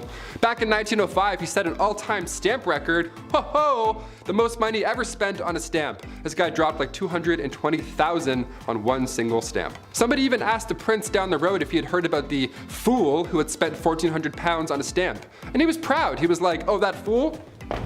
It was I. Number 4. Rudolph II, the Holy Roman Emperor from 1552. He was known as a collector. Yeah, some princes collected stamps, others collect zoo animals. We're all different. Yeah, his castle was home to lions, tigers, and not bears, but orangutans, so good luck getting your 8 hours. He also collected human artifacts, like body parts after they've been, so that's watch your step, I guess. Welcome to MTV Cribs, don't mind the jar of eyes, watch out for the lion's tail, careful, what a mess. He's quite important in history though, I guess. He supported the scientific revolution, and he also poured tons of money into astrology, so next time you read your horoscope, remember it's Bones in the Jar Benny that's responsible for that one. And also, in case you're wondering, yeah, he didn't pay attention to any of his wives or anything like that. He was just, no, jars for me, jars animals, I'm all set. Number 3, Don Carlos. Spanish Crown Prince, the guy who just enjoyed being the worst human alive. Let's talk about him. Back in the mid-1500s, the eldest son to King Philip II of Spain was... yeah, I want to say worse things, but he was just a really bad person. YouTube, he was just a bad guy. Now, it's been noted that he was born with a hunchback and one leg was shorter than the other. Historians like to bring that up first, and how maybe he had the odds against him with these disabilities growing up, and people often feel bad for him a little. To that I say, don't. Nah, don't do it. Don Carlos was made hero of the opera by his dad. Dude was fine. Philip II of Spain? Yeah, he would hurt a lot of people. He would hurt animals and people just for fun. According to historians, Don Carlos once made a cobbler eat a pair of boots because he didn't like how the pair of boots looked. He made somebody eat boots. We're not gonna feel bad for him on BumbleBee today. That's not what we're gonna do. He was also set up to marry Queen Elizabeth of Valois, the eldest daughter of King Henry II, but after a few hours, she was like, no, that's not gonna happen. No way. So she married his father instead. That's what happens. That's what happens when you're... In 1564, a few brides were lined up for Don Carlos. Mary, Queen of Scots, was one of them. Margaret of Valois, we know what happened with her, and Anna of Austria. But his mental conditions grew worse and it went south. Shocker. Number 2, Heart of Glass. King Charles VI, once nicknamed the Beloved and then quickly nicknamed the Mad. What happened? After he became King of France in 1380, he would have these episodes, let's call them. He would believe he was made of glass and he didn't want anybody to touch him. He had this glass delusion, which was surprisingly not uncommon, believe it or not, for this time period. Believing you were made out of glass in some way, shape, or form, be it in your head, butt, shoulders, or back, really spiked around the mid-1400s, and Charles VI, aka Charles the Mad, he wouldn't let anybody, not even his wife, near him at all. I'm not making fun of somebody for having a fear like that. I mean, most likely historians believe he was schizophrenic, so obviously I'm not ripping on that. But Alexandria of Bavaria, another royal who had this glass delusion, she too believed she had swallowed a grand piano made of glass, so she had to enter rooms sideways to avoid it shattering. I don't know what's going on with this glass delusion, but I'm glad it went away. I don't know. And finally, number 1, King George IV. Voted as England's worst king by historians, so that should already tell you a good amount of this guy. George was another one of those monarchs who was a little too invested in his, intimate side quests, if you know what I'm saying here, like all these other kings we've talked about. He was a bit busy, being a stupid fool. This man was trying literally everything to get a woman to sleep with him. Although he was the king and he was already set up, he was like, nope, I'm gonna go and keep trying with strangers and random. And he would throw a tantrum if they said no, or he would threaten to end his own life if he didn't get the girl. Like, you know what I'm saying? One of those kind of monsters. He would also keep trophies, lack of a better term, of all these conquests afterwards. He would ask each people that he slept with for a little piece of hair, and then he would keep them. He would like store them. Back then it was kind of common, I guess, for lovers to keep locks of each other's hair. Weirdly enough, because you don't have phone numbers or like any sort of way to remember someone, photos, I don't know. So you kept their hair. But after the king died, his brother found 7,000 envelopes, each with a lock of hair that was, quote, enough to stuff a sofa, end quote. So yeah, I'll leave you on that note. I think there's a hair in my mouth. That's kind of gross. Those are the top 10 unholy things European kings did to their wives. Part 2, there's a lot of unholy kings out there who do a lot of shady stuff. So if you want a part 3, comment down below and we'll do it. Number 10. What a drag. Bachelor number 1. What would you do if I refused to marry you? Well, I would probably get quite violent and lead to the destruction of 10,000 lives at the Battle of Hastings. Might just drag you around by your hair and see where the night goes. William I, or more appropriate, William the Conqueror, was a fierce warrior and the first Norman king of England. Being the illegitimate child he was to the throne, some people didn't exactly respect the power moves old Willie was making. People rebelled, and he crushed them. Oh, and there was this one time that he fancied a woman named Matilda. Being the respected woman that she was, she declined Willie's advances. Willie, not taking no for an answer, promptly dragged her around by the hair until she agreed to marry him. Gee, what a swell guy. Number 9. Let them eat cake. France had seen better days in the 1790s. People were starving, the economy was bust, and for some reason the poorest citizens were being taxed the most. When cries were made from the people, they demanded that change be made. King Louis XVI, being the great leader he was, he listened to the people and there was no problem ever again. Oh wait, he did nothing and the country had a bloody revolution. The man supposed to be leading his people failed to act. In fact, he did less than nothing, often trying to silence the riots by force. But when people are very hungry and you're living fat with high society, you can lose your head in all that chaos. While the famous quote, "let them eat cake," may not have actually been said, it's a good reminder of the disconnect between the upper class and poor. Leaving your people to starve isn't the best idea if you want to be a king for a long time. Number 8. Cashback. King George III had a simple ask of the American colonies. Right then, we just saved you all from the French and Indians, so now it's time to do the right thing and pick up the bill. Britain introduced new taxes on the colonies in order to pay back what it had spent on the previous war. But in reality, he was asking the colonies to pay up without much in return. Basically, I'm the king, I saved your skins, give me more money, which most people at the time couldn't afford. And I'm still gonna boss you around. The British Empire may have been victorious, but it was the colonists who felt all the effects of the war and the economy. This happened multiple times before some patriots had had enough and decided to act. And what he did when the people he was forcing to give money spilt a little tea? Well, he sent British troops for a semi-friendly military occupation. I'd hate to loan this guy a nickel. Number 7. Terrible Ivan. He wasn't called Ivan the very friendly and generous and would for sure never cause any harm to anyone ever. He was Ivan the Terrible, and for good reason. His actions are very unholy. Let's start with the fact that he killed his son's pregnant wife. And when his son came to confront dear old dad, his son was struck with a pointed staff, killing him in a fit of rage. A legend tells us that once St. Basil's Cathedral was finished construction, he was so pleased with the architect, to reward him for such magnificent work, Ivan gouged his eyes out so that no one would ever design something so beautiful again. His paranoia also caused the slaughter of Novgorod, where after he was done claiming thousands of lives, he burned all the fields just for good measure. Wouldn't want all those dead people farming without your permission. Should we tell him about the other world monuments? Number 6. Off with her head! Henry VIII is more well known for how he treated his wives more than his leadership. With a reign of over 20 years, the man had a few wives. 2 of his wives were executed for ridiculous reasons, another was divorced. Turns out, actually, the church wouldn't grant that divorce he was looking for. So Henry went and did the next best thing. He broke away from the Catholic Church and dissolved the monasteries, taking their wealth and redistributing it as he saw fit. Nothing is unholier than trying to get away from the church. Historians believe that his divorce actually led to the English Reformation. Number 5. Diamond scandals. Queen Mary wasn't the only queen with sticky fingers, it seems. The affair of the diamond necklace has sparked many conversations. France's queen from 1774 to 1792 was Marie Antoinette, and if that name sounds familiar to you, it's because she was the last queen before the French Revolution. She was also known for spending a buck on jewelry. She liked the diamonds. Now this Countess de la Motte was this young lady, a friend of the queen supposedly, who entered the French court in 1785. Now she got somebody to disguise herself as the queen, and then she acted like she was in love with this high society member, all to get her hands on this $12 million necklace.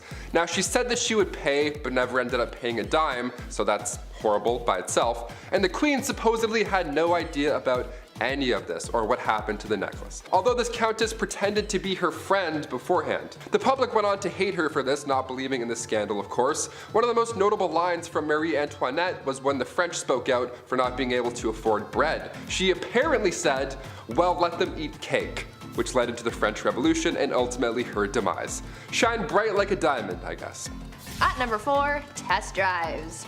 Catherine the Great of Russia was well known for a number of things. She was known for being a good leader, a strong ruler, and surprisingly for her naughty bedroom fun times as well. She was well known for her adventures in baby making, and there was once a rumor that she did the deed with a horse. Obviously that wasn't actually true, however she did do it with a lot of men. The only problem that she really faced when it came to finding a new partner was actually having the time to do so.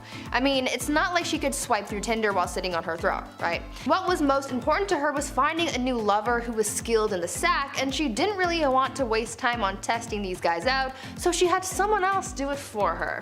Catherine had a friend take her potential partner out on a test drive, so to speak, so that she wasn't wasting her time on someone who couldn't meet her standards. Remember, she is a very busy woman. It is said that on a couple of occasions, Catherine's tester friend was caught in bed with Catherine's partner again well after the Empress was with him, and that made things a little complicated, but I imagine that they got past that. Or at least I really hope they did. Number 3. Change religion.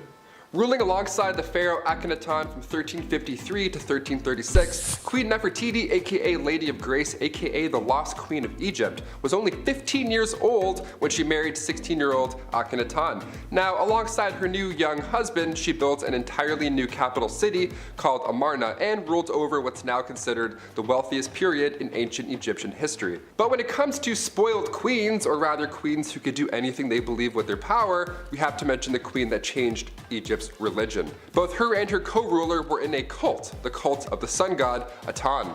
In the earliest accounts of the queen, she assisted her husband in a ritual that smited the female enemies of Egypt at the time, and there have been a few blocks that have since been recovered from the Theban tombs of the royal butler that depicts the queen wearing her unique blue crown, part of these sun god rituals. So now cut to the end of the king's ruling, the Aton was now Egypt's main god.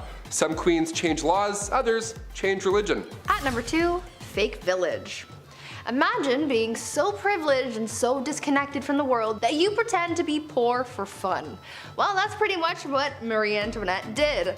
This French queen was known for her lavish and opulent lifestyle, and that's really the only life that she knew. Apparently, living the life of a rich queen started to get a little boring for her, and she wanted to find an escape, and so she got her people to build a fake village for her so that she could pretend to be a commoner. This fake village included 11 cottages, a lake, a water mill, a working dairy, a windmill, a barn, and other quote-unquote peasant buildings.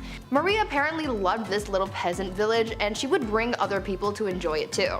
When she brought her guests to the village, she expected them to yes and their way through the day and really immerse themselves into their role of a common person. She would even tell her ladies to ditch the ball gowns and wear something simple to blend in. Marie even took her kids to the fake village to teach them about farming. Even though she loved her pretend peasant lifestyle, it still didn't help her bond with the real common people, and it certainly didn't save her from the guillotine. And finally coming in at a number 1 spot, surprise entrance. The last true pharaoh of Egypt, Cleopatra VII, ruled from 69 to 30 BC.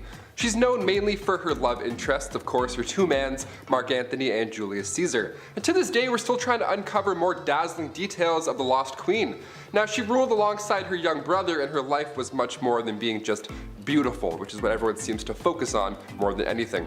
Both children were assigned to the throne, Cleopatra being 18 and little bro being 10 years old. So Cleopatra, being a little older, therefore a little wiser, became the ruler. A couple of years passed and eventually Cleopatra was pushed out of Alexandria over her greed for power, classic, but her little brother, equally a co-ruler, had her driven out. He was jealous, and honestly, I'm the youngest in my family, I kinda get it. But Cleopatra wasn't quite done yet. She had a few tricks up her sleeve. Believing she was the goddess Isis reborn, this beautiful goddess, Cleopatra made these dazzling entrances whenever she could. Most notably in 48 BC, right when Caesar arrived in Alexandria during that family feud with Ptolemy VIII. She wanted to meet the Roman general, but she couldn't be seen because there was a little bit of family beef, so she had herself wrapped up in a linen sack and then personally delivered to Caesar's bedroom. Hashtag your order has arrived. Surprise. Number 10, Elizabeth I. Good old Queen Bess is one of the most remembered queens in the British monarchy, male or female. She's a pretty big deal. Elizabeth loved to make her fellow male nobles fall under her spell. She was witty, cunning, and very well liked by her court. However, one of the things that earned her some enemies was establishing a Protestant England. Her sister Mary, her predecessor, fought very hard for the opposite. She was very Catholic, and we will get to how bloody that was later, but Queen Bess a lot of people off, especially Spain.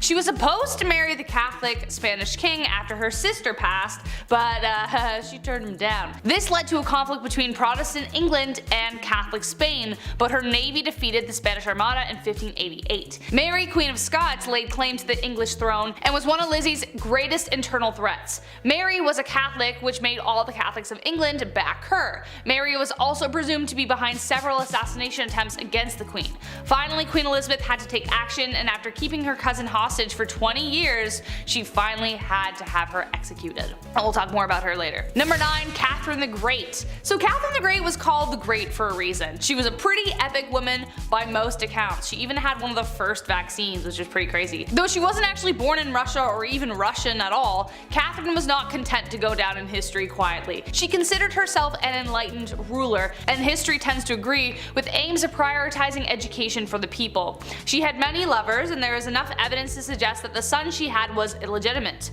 Peter III of Russia was hardly the man Catherine intended on marrying, and later planned a coup against him which resulted in her position of power. However, the coup did turn bloody when on July 17th, Peter died under mysterious circumstances. There isn't proof that she was directly involved or even knew about it, but it cast a dark shadow over her reign for the rest of the time. Number 8, Grace O'Malley. We've got enough traditional royalty on this list that we definitely need to spice it up. Enter Grace O'Malley, the Pirate Queen of Ireland. Pirate Queen! What a title. Definitely considered unholy behavior, Grace abandoned the traditions of women of the time and fled to the sea. There, she took on the waves and perils of Davy Jones' locker with a legendary ferocity.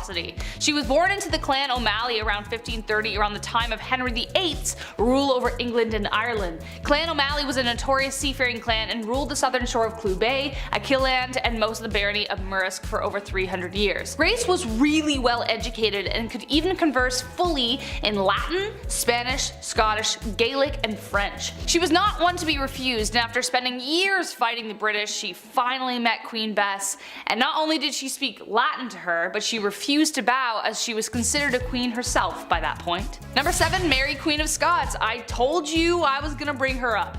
A name you will recognize as I've already mentioned her before, but in terms of who the villain in that story is, it depends on which side you're telling the story on.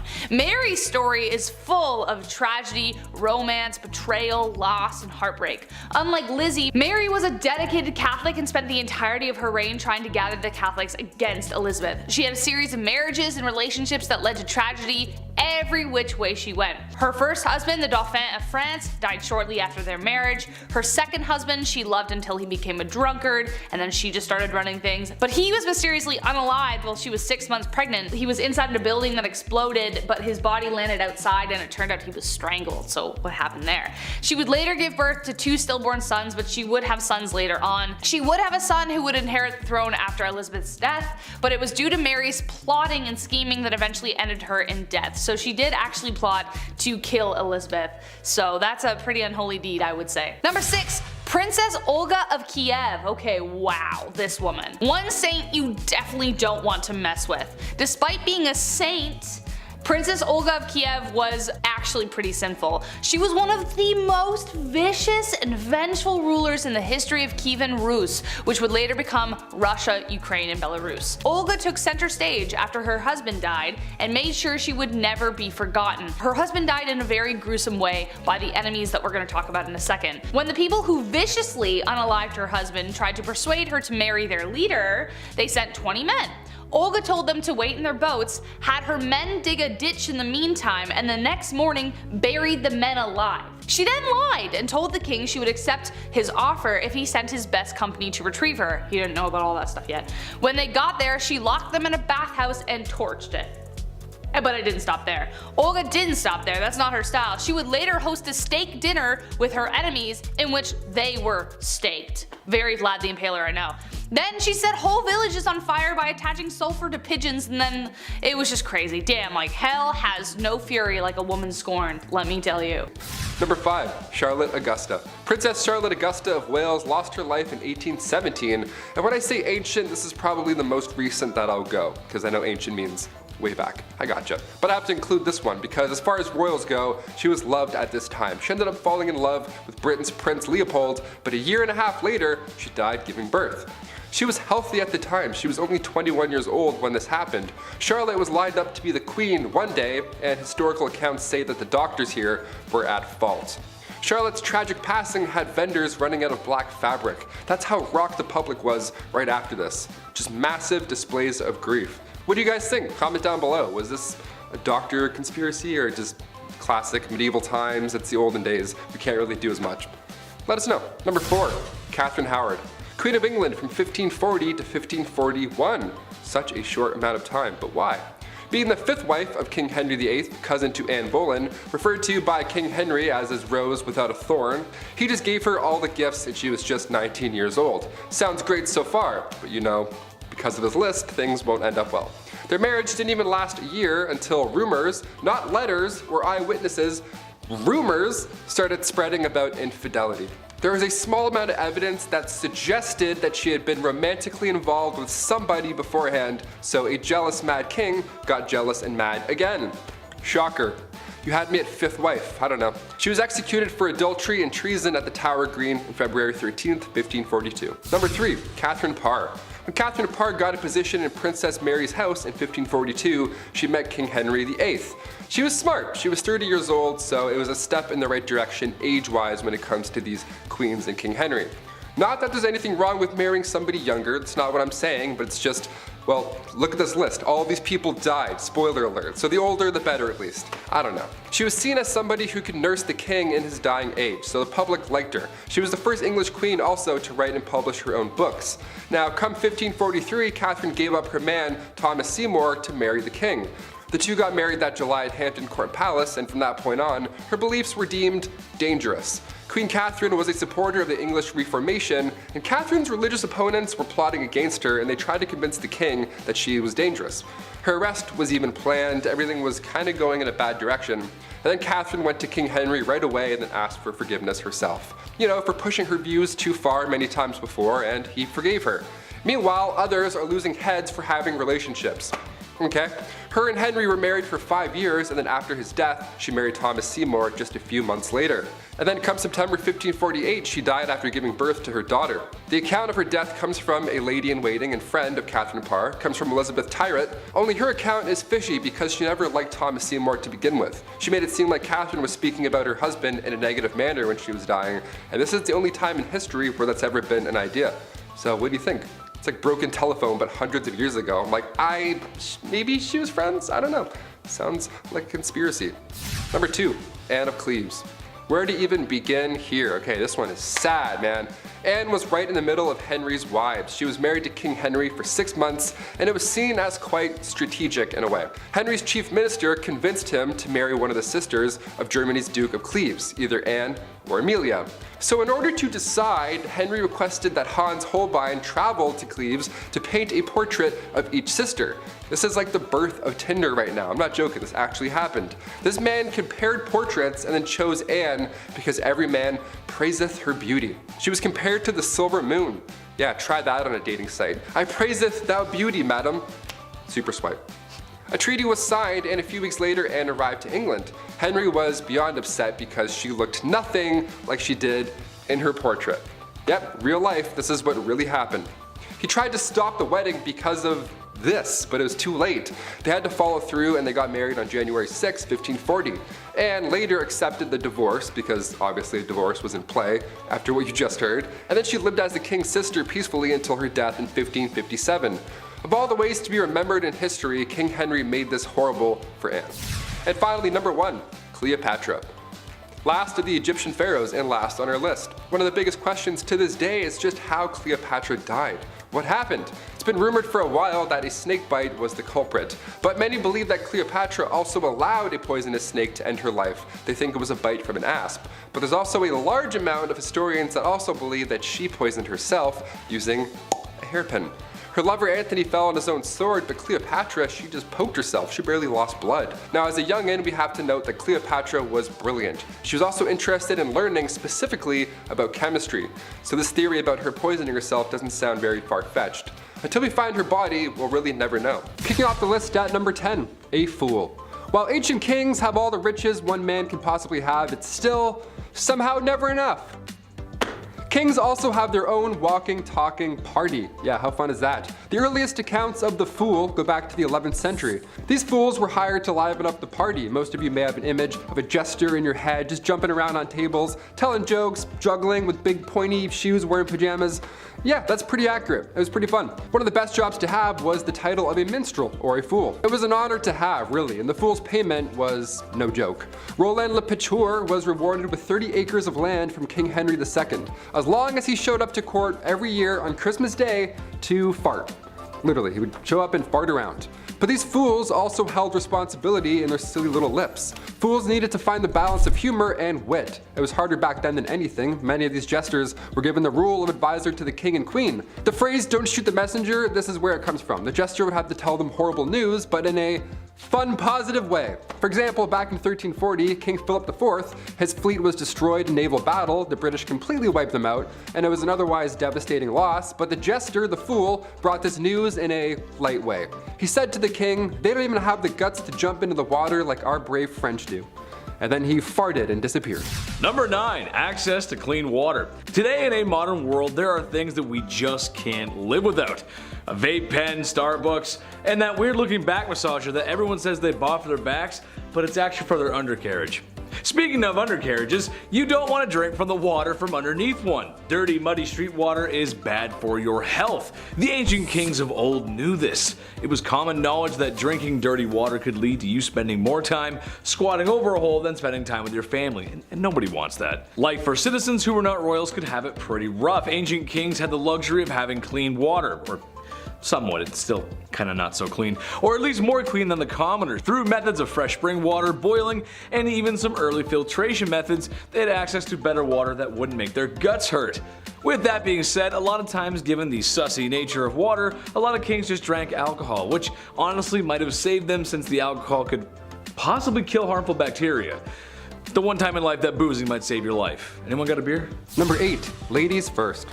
These ancient kings, they could literally do whatever they wanted. And it's important to note how they would act if they didn't get what they wanted, right? Like George IV of England, he's referred to as England's worst king by historians. Great title, even worse than King Joffrey, what do you know?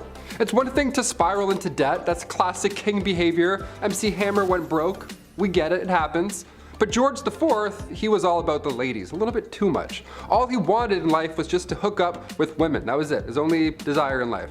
And if they weren't interested, George was known to throw fits. He would cry and stomp his feet, literally. You know how those brave and bold kings do? George would offer these ladies money, although they weren't for sale, so that wasn't a great plan and didn't work a lot of the time. And George would go so far to threaten his own well-being if they refused. How terrible is that guy, right? Just imagine that conversation, how insane. What takes this to the absolute next level though is that George would keep a lock of his partner's hair after they had spent the night together. Now I know you're freaking out, maybe you're like, huh? Maybe you just choked on your rye bread sandwich a bit, that's more than fair. At the time, this wasn't abnormal behavior. I mean, you know, lovers would exchange their hair instead of phone numbers, I get it, it's back in the old days. But George, he had a lot of hair. He had like a lot of hair. He had like 7,000 envelopes filled with hair. I'm over here exchanging phone numbers at the club. Like, what am I doing wrong? Am I doink? Call me. Peace. Number 7. Food. Nice. Whether you like it or not, at some point in your life you're gonna have to eat, and if you're like me, that means all the time. Steaks, ribs, beer, Burger King, pizza, pasta, ham, and chicken wings. Nice. It should be no surprise that I like beer and barbecue, and to answer your question, yes, I am the most fun guy to be around at the barbecue. Why? I just like to have fun and I like to eat good food, man. That's just it. Imagine a world, however, where there is no pizza and chicken wings. I know, it's horrible, right? Ugh. Food was always a concern of commoners in ancient times, and as much as I love meat, it wasn't always available. They just didn't live in the industrial agricultural world that we live in today. For Romans, it was a steady diet of breads and nuts, and if they were lucky, maybe some cheese or soup. But for the kings and emperors of old, well, if you feel like vomiting after all you can eat buffets, it makes you feel, some first world kind of guilt, then look no further than ancient kings. Food might be the most excessive way they live, really. All kinds of meats all the time, beer, wine, fresh fruit and vegetables, which for health reasons is pretty huge, and to make them huge, maybe even some desserts. The Egyptians, for example, were known for their sweets. And now I'm hungry. We should go to a banquet together. Number 6. 6,000 knights. Being a medieval knight, obviously, it sounds cool. They have the sword, the horse, the flowing hair, all that good stuff. They're saving the damsel in distress in some sort of tower. Well, no, it actually sucked being a knight at all. First of all, chainmail. You know how heavy chainmail is alone by itself? It's like 55 pounds.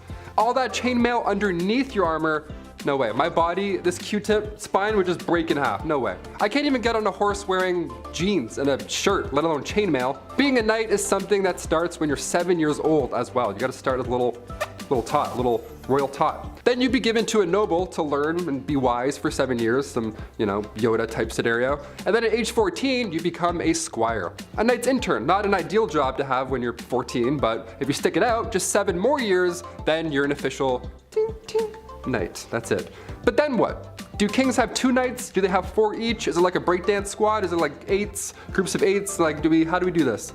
Henry II of England could call up to 6,000 knights. This was back in the late 12th century. That's a lot of backup. That's a lot of shiny, majestical backup. My favorite knight still to this day, I don't care, Martin Lawrence.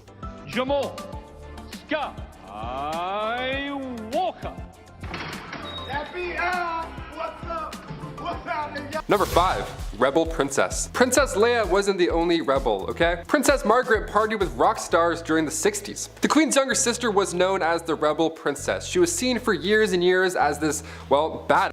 She passed away in 2002, but even to this day, we're trying to piece together her love life. Pablo Picasso actually wanted to marry her at one point. How fun is that? Also, side note, I didn't realize how recent Pablo Picasso died. That was alarming to find out. Guess my whole life's a lie. Her wedding was the first to be aired on TV. That's quite a big deal. The first televised royal wedding took place on May 6, 1960. In 1968, just 8 years after, word had spread that the princess had an affair at a nightclub with pianist Robin Douglas Home, who only a year and a half later took his own life. Adds a lot of mystery there. Then come 1973, the paparazzi got photos of her with a landscape gardener on her private island. One of the more unusual facts surrounding Princess Margaret was that she was cremated, believe it or not. She had chosen to break tradition so that her ashes could be shared in the same tomb as her father. How sweet is that? These acts are unusual when it comes to royalty, but Margaret also supported more than 80 charity organizations. But even then, media still focused on her love life.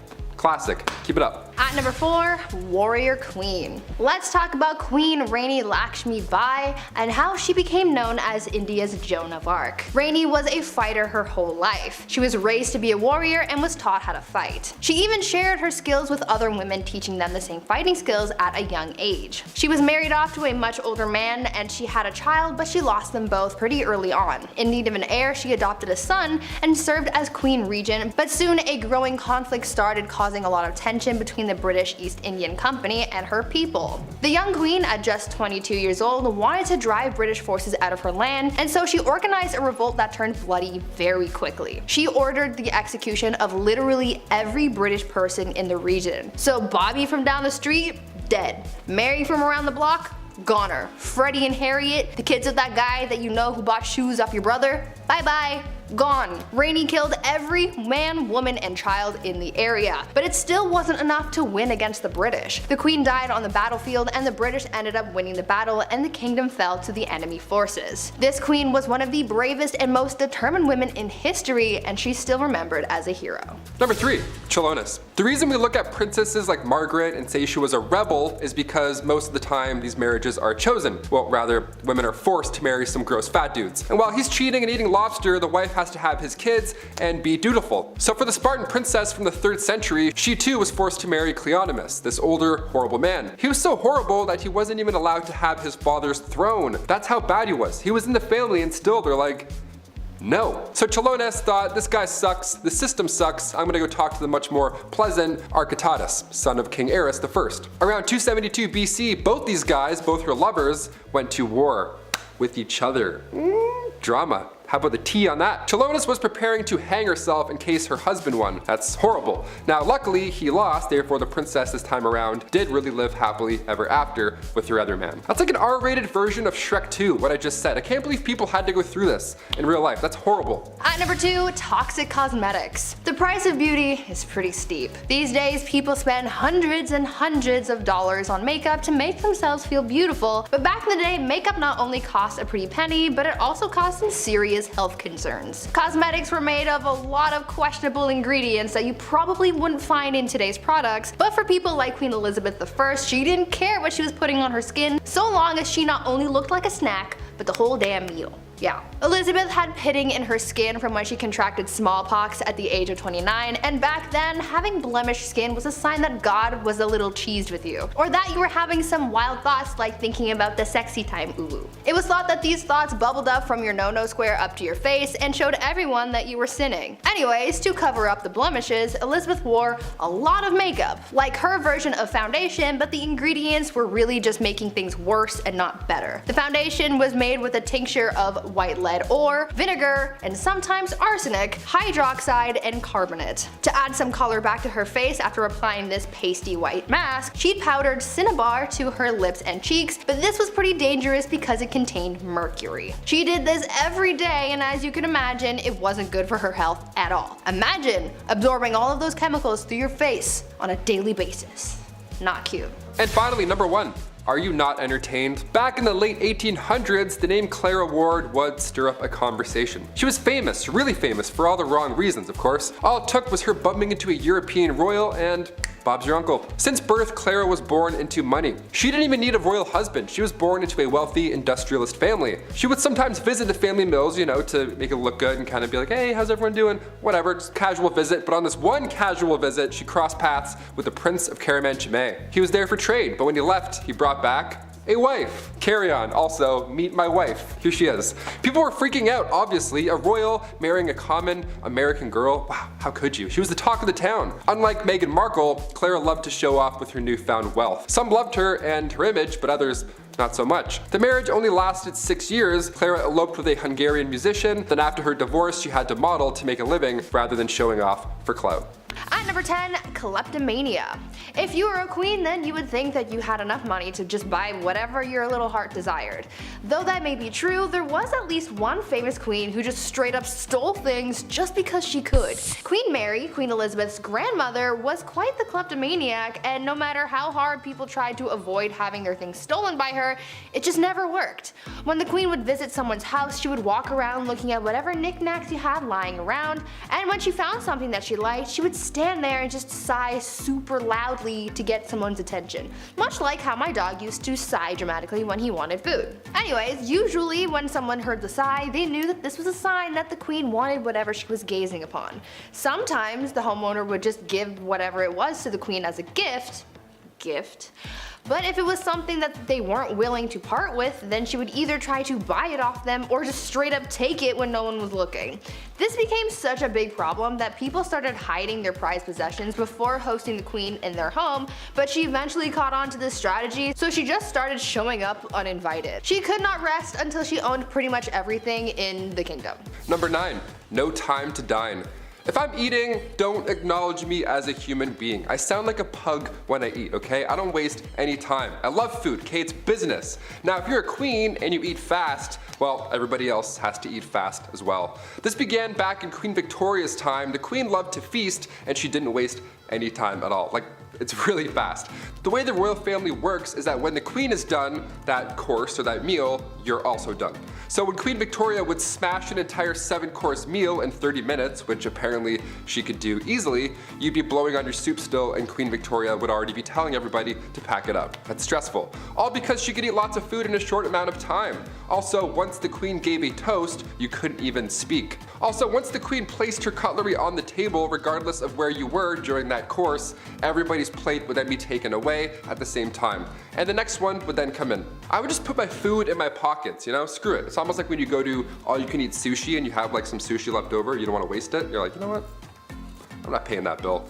At number 8, cross-dressing. Empress Elizabeth was quite the character, I guess you could say. Since she was a monarch, she could do whatever she wanted, and that is exactly what she did. You see, she was quite into fashion, more specifically men's fashion.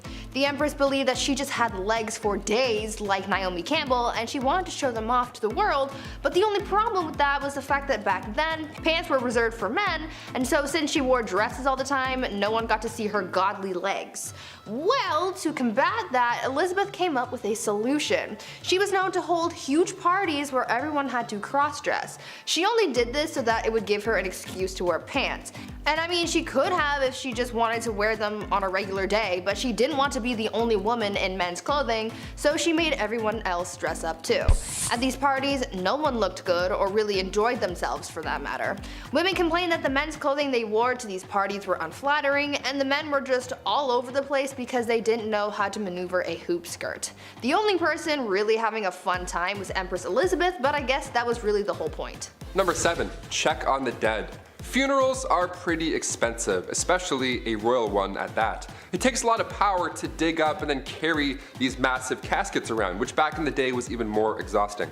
Joanna of Castile was born in 1479. Her marriage to the Duke of Austria was arranged, but she was very much in love, maybe a bit too much. Hear me out. When her husband met his fate in 1506 due to typhoid fever, Joanna would have his tomb unearthed and then opened over and over again, just so she could make sure that he was still there. Now, of course, I feel bad for the queen here. She was clearly not coping with his death well, but to have his tomb or casket or coffin, whatever you want to call it, to have it opened and closed over and over and then dug up and then put back in the ground, she would make people carry his body around everywhere she went. That's heavy. That is so much work, even keeping it under her bed sometimes. Ugh, I got goosebumps just saying that. That's pretty creepy. Ashes, I could understand. That's like a one-man job to carry that around. But a 1,000-pound royal coffin that you have to carry 30 city blocks? My back already hurts thinking of that. No thank you. I quit. At number 6, deadly affairs. Dating is hard. If you've ever been on dating apps like Tinder or Bumble, then you know that things aren't as easy as it may seem when it comes to finding someone that you remotely like. Maybe we should take a page out of Queen Nzinga's book when it comes to dating, because it seemed like she had fun with her escapades. Well, maybe don't actually do what she did because it's actually pretty gruesome, but you get what I'm saying. Queen Nzinga, from what is now modern-day Angola, was a busy woman. After taking over the throne from her brother, she juggled the monarchy, wars with the Portuguese, and having a love life. The queen pulled together a harem of only the most attractive men, but because she was such a busy person, she didn't really have the time to walk into a room and choose who she was going to sleep with that night, so she came up with an alternative solution.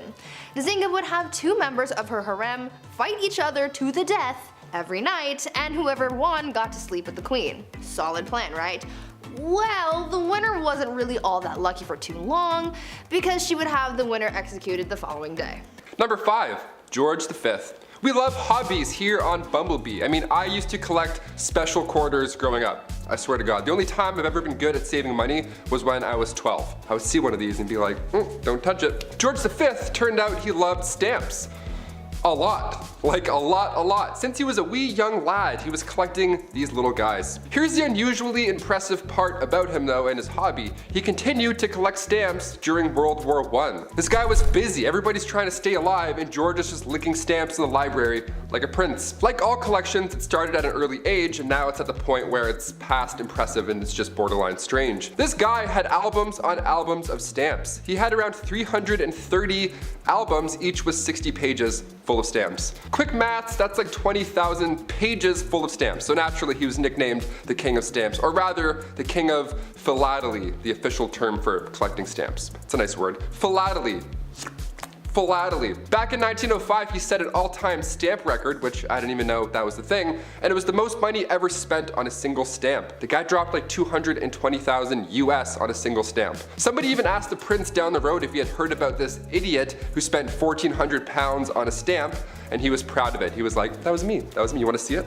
The next King George is a little different, to say the least. At number 4, womanizer. I'm going to preface this by saying that George IV of England was voted as England's worst king by historians, so that should already tell you a lot about this guy. Georgie here was yet another one of those monarchs who was a little too invested in his intimate conquests, you know? Now we do know that the encounters that he was on were all consensual, so that's a plus.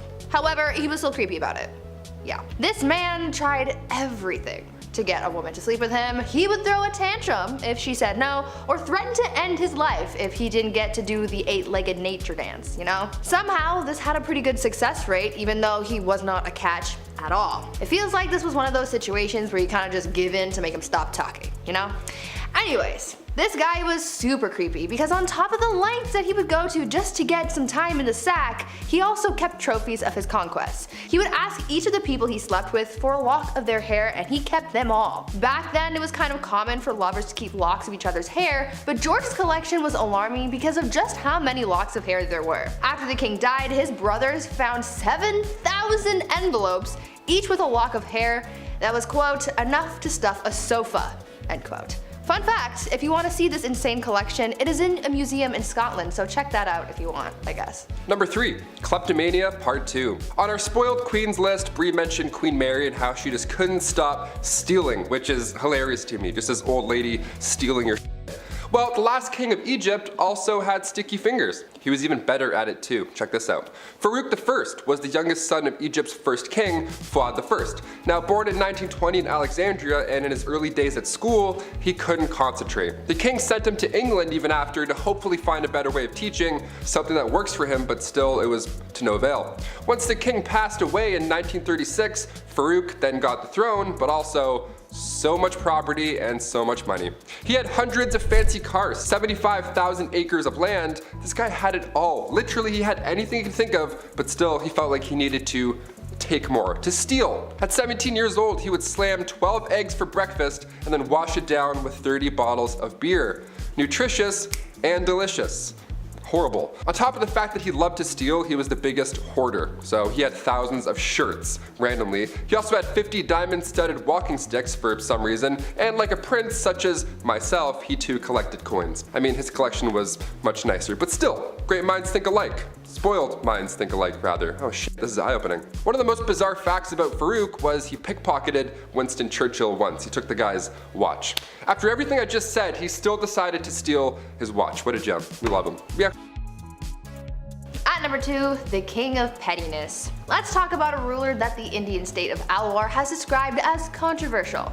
If his own people are calling him controversial, then you know something's up, and boy, you better strap in because you're in for a wild ride with this one. Maharaja Jai Singh was pretty eccentric in a pretty dark way. He was known to have a temper and act on impulse, and he did some very questionable and downright scary things. He was known to be very competitive and hated to lose. One time while playing polo, he and his team lost, and so in retaliation he blamed the horse he was using and made the horse get extra crispy. He fired his horse. I'm sure you know where I'm going with that.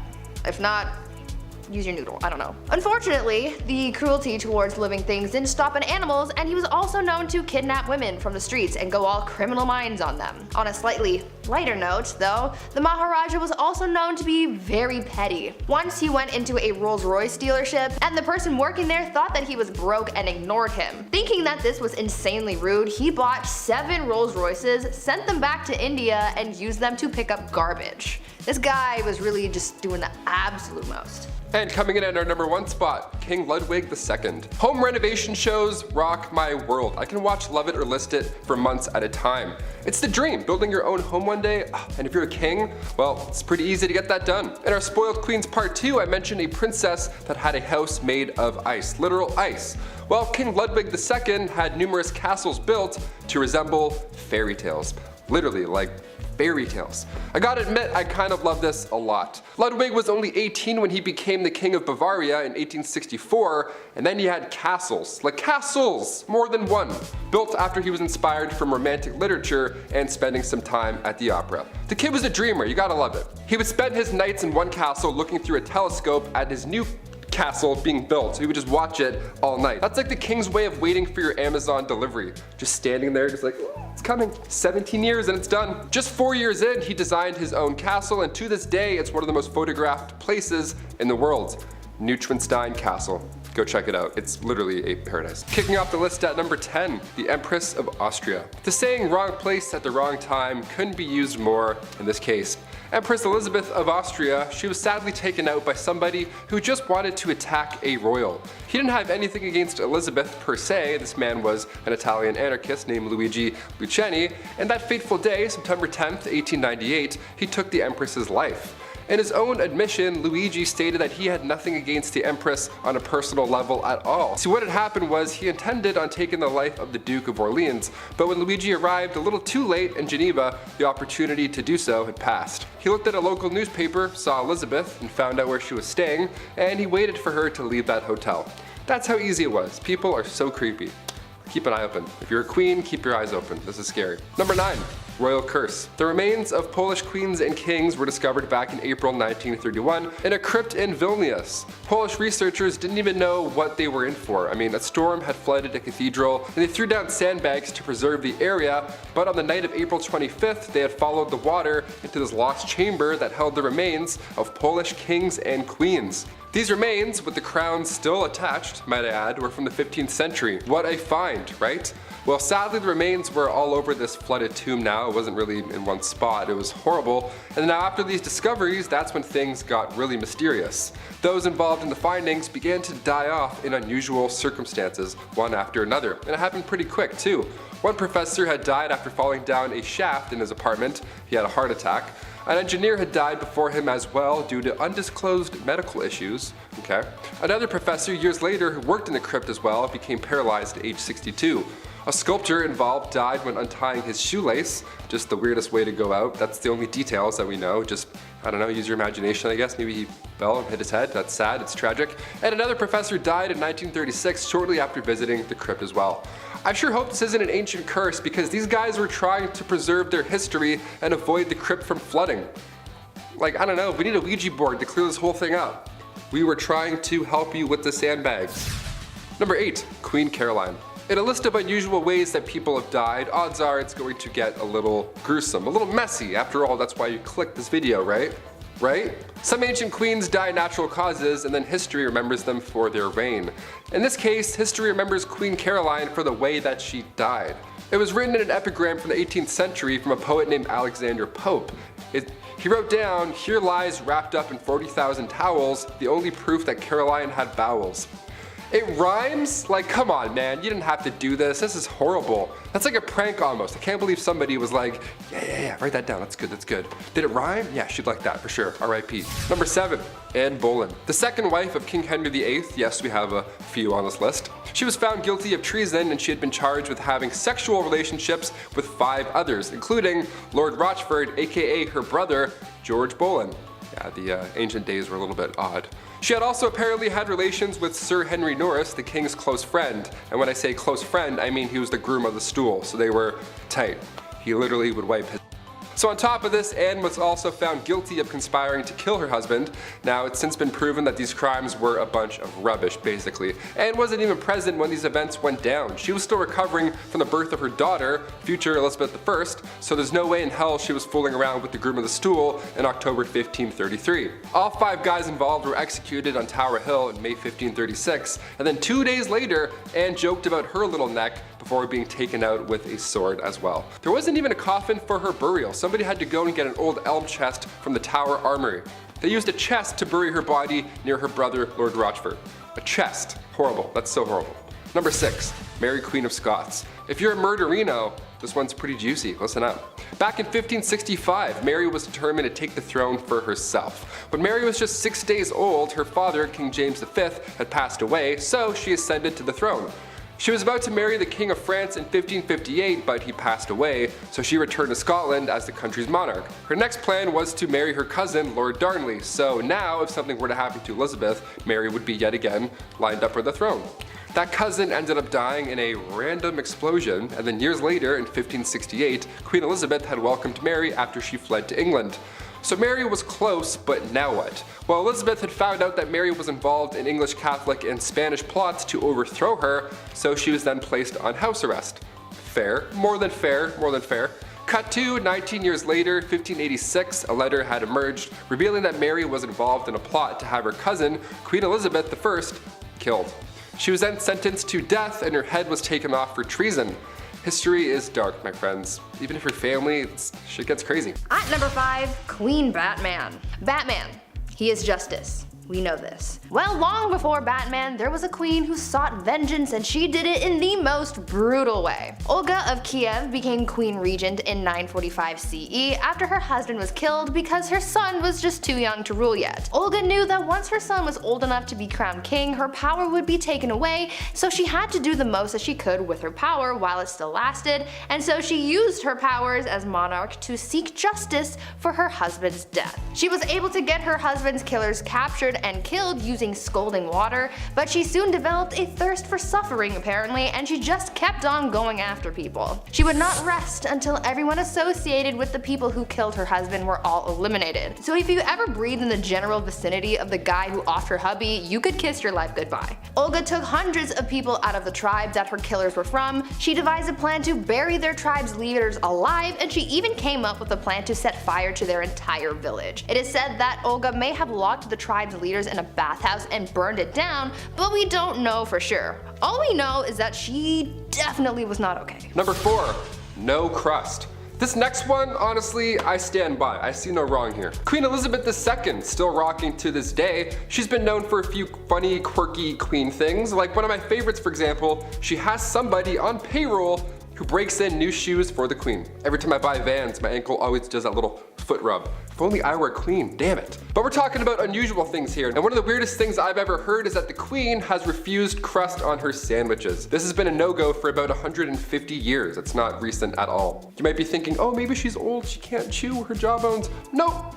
Way back. This goes way back for no reason. Right around the time of Queen Victoria and her husband Albert. They viewed anything square-shaped as bad luck because it looked like a coffin. I've never thought about death while eating grilled cheese, but now I definitely will. Thank you. This must be a pretty scary job, cutting the crust off the queen's bread. My hands would be shaking the entire time. Also, diagonal or down the middle? Let us know. There's only one right answer.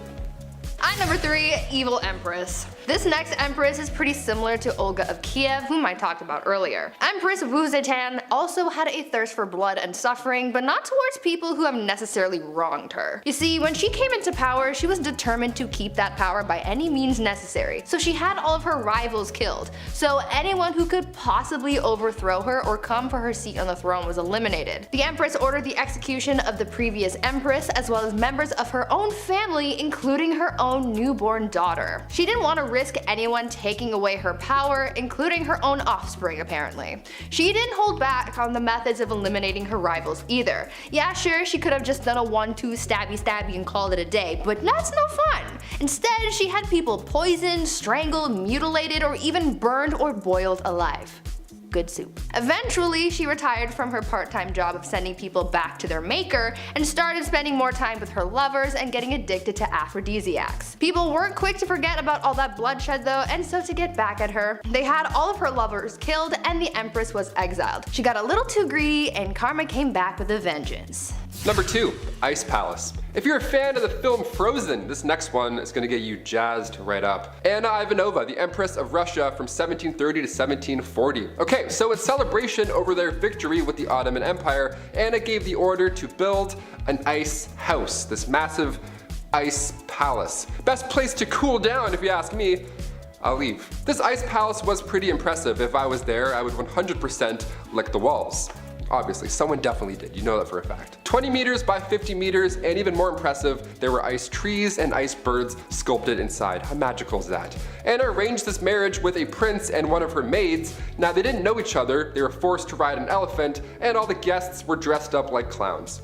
Yep, that's all valid, that's all accurate. You heard me. You may be thinking, wait a minute Taylor, an ice palace in Russia, was that maybe cold? Yeah, it was an absolute nightmare, and it made the guests party all night, freezing cold, they all got sick, dressed like clowns. I went to an ice hotel in Quebec once, spoiler alert, it's cold and boring. There, I just saved you $70. You're welcome. And finally at number 1, gladiator games and chill. If you didn't ever have to go to work and you could just lounge around all day, what would you do with your time? Really, anything could be possible. You could be like the Bruno Mars lazy song. Well, there's one empress from back in ancient Rome who occupied her time with the company of others. Apparently, Empress Valeria Messalina was famous for her exploits. Since she was empress and she had all this time and money and no one to tell her no, she took full advantage of that and bought a house, turned it into a brothel, and made that her side hustle. A lot like Littlefinger from Game of Thrones. Though she had a collection of women who worked there, she also was known to invite upper class ladies to participate in the nightly escapades as well. And don't think that Valeria did jump in as well. She was considered to be quite something in the sack. In the wise words of Ludacris and Little John, she was a lady in the streets but a freak in the bed. The Empress was known to be such a hardcore participant that she would win games where they would compete to sleep with the most men in one night. One time she won the round after being with 25 men. One night. She did the absolute most, but at least she was having fun.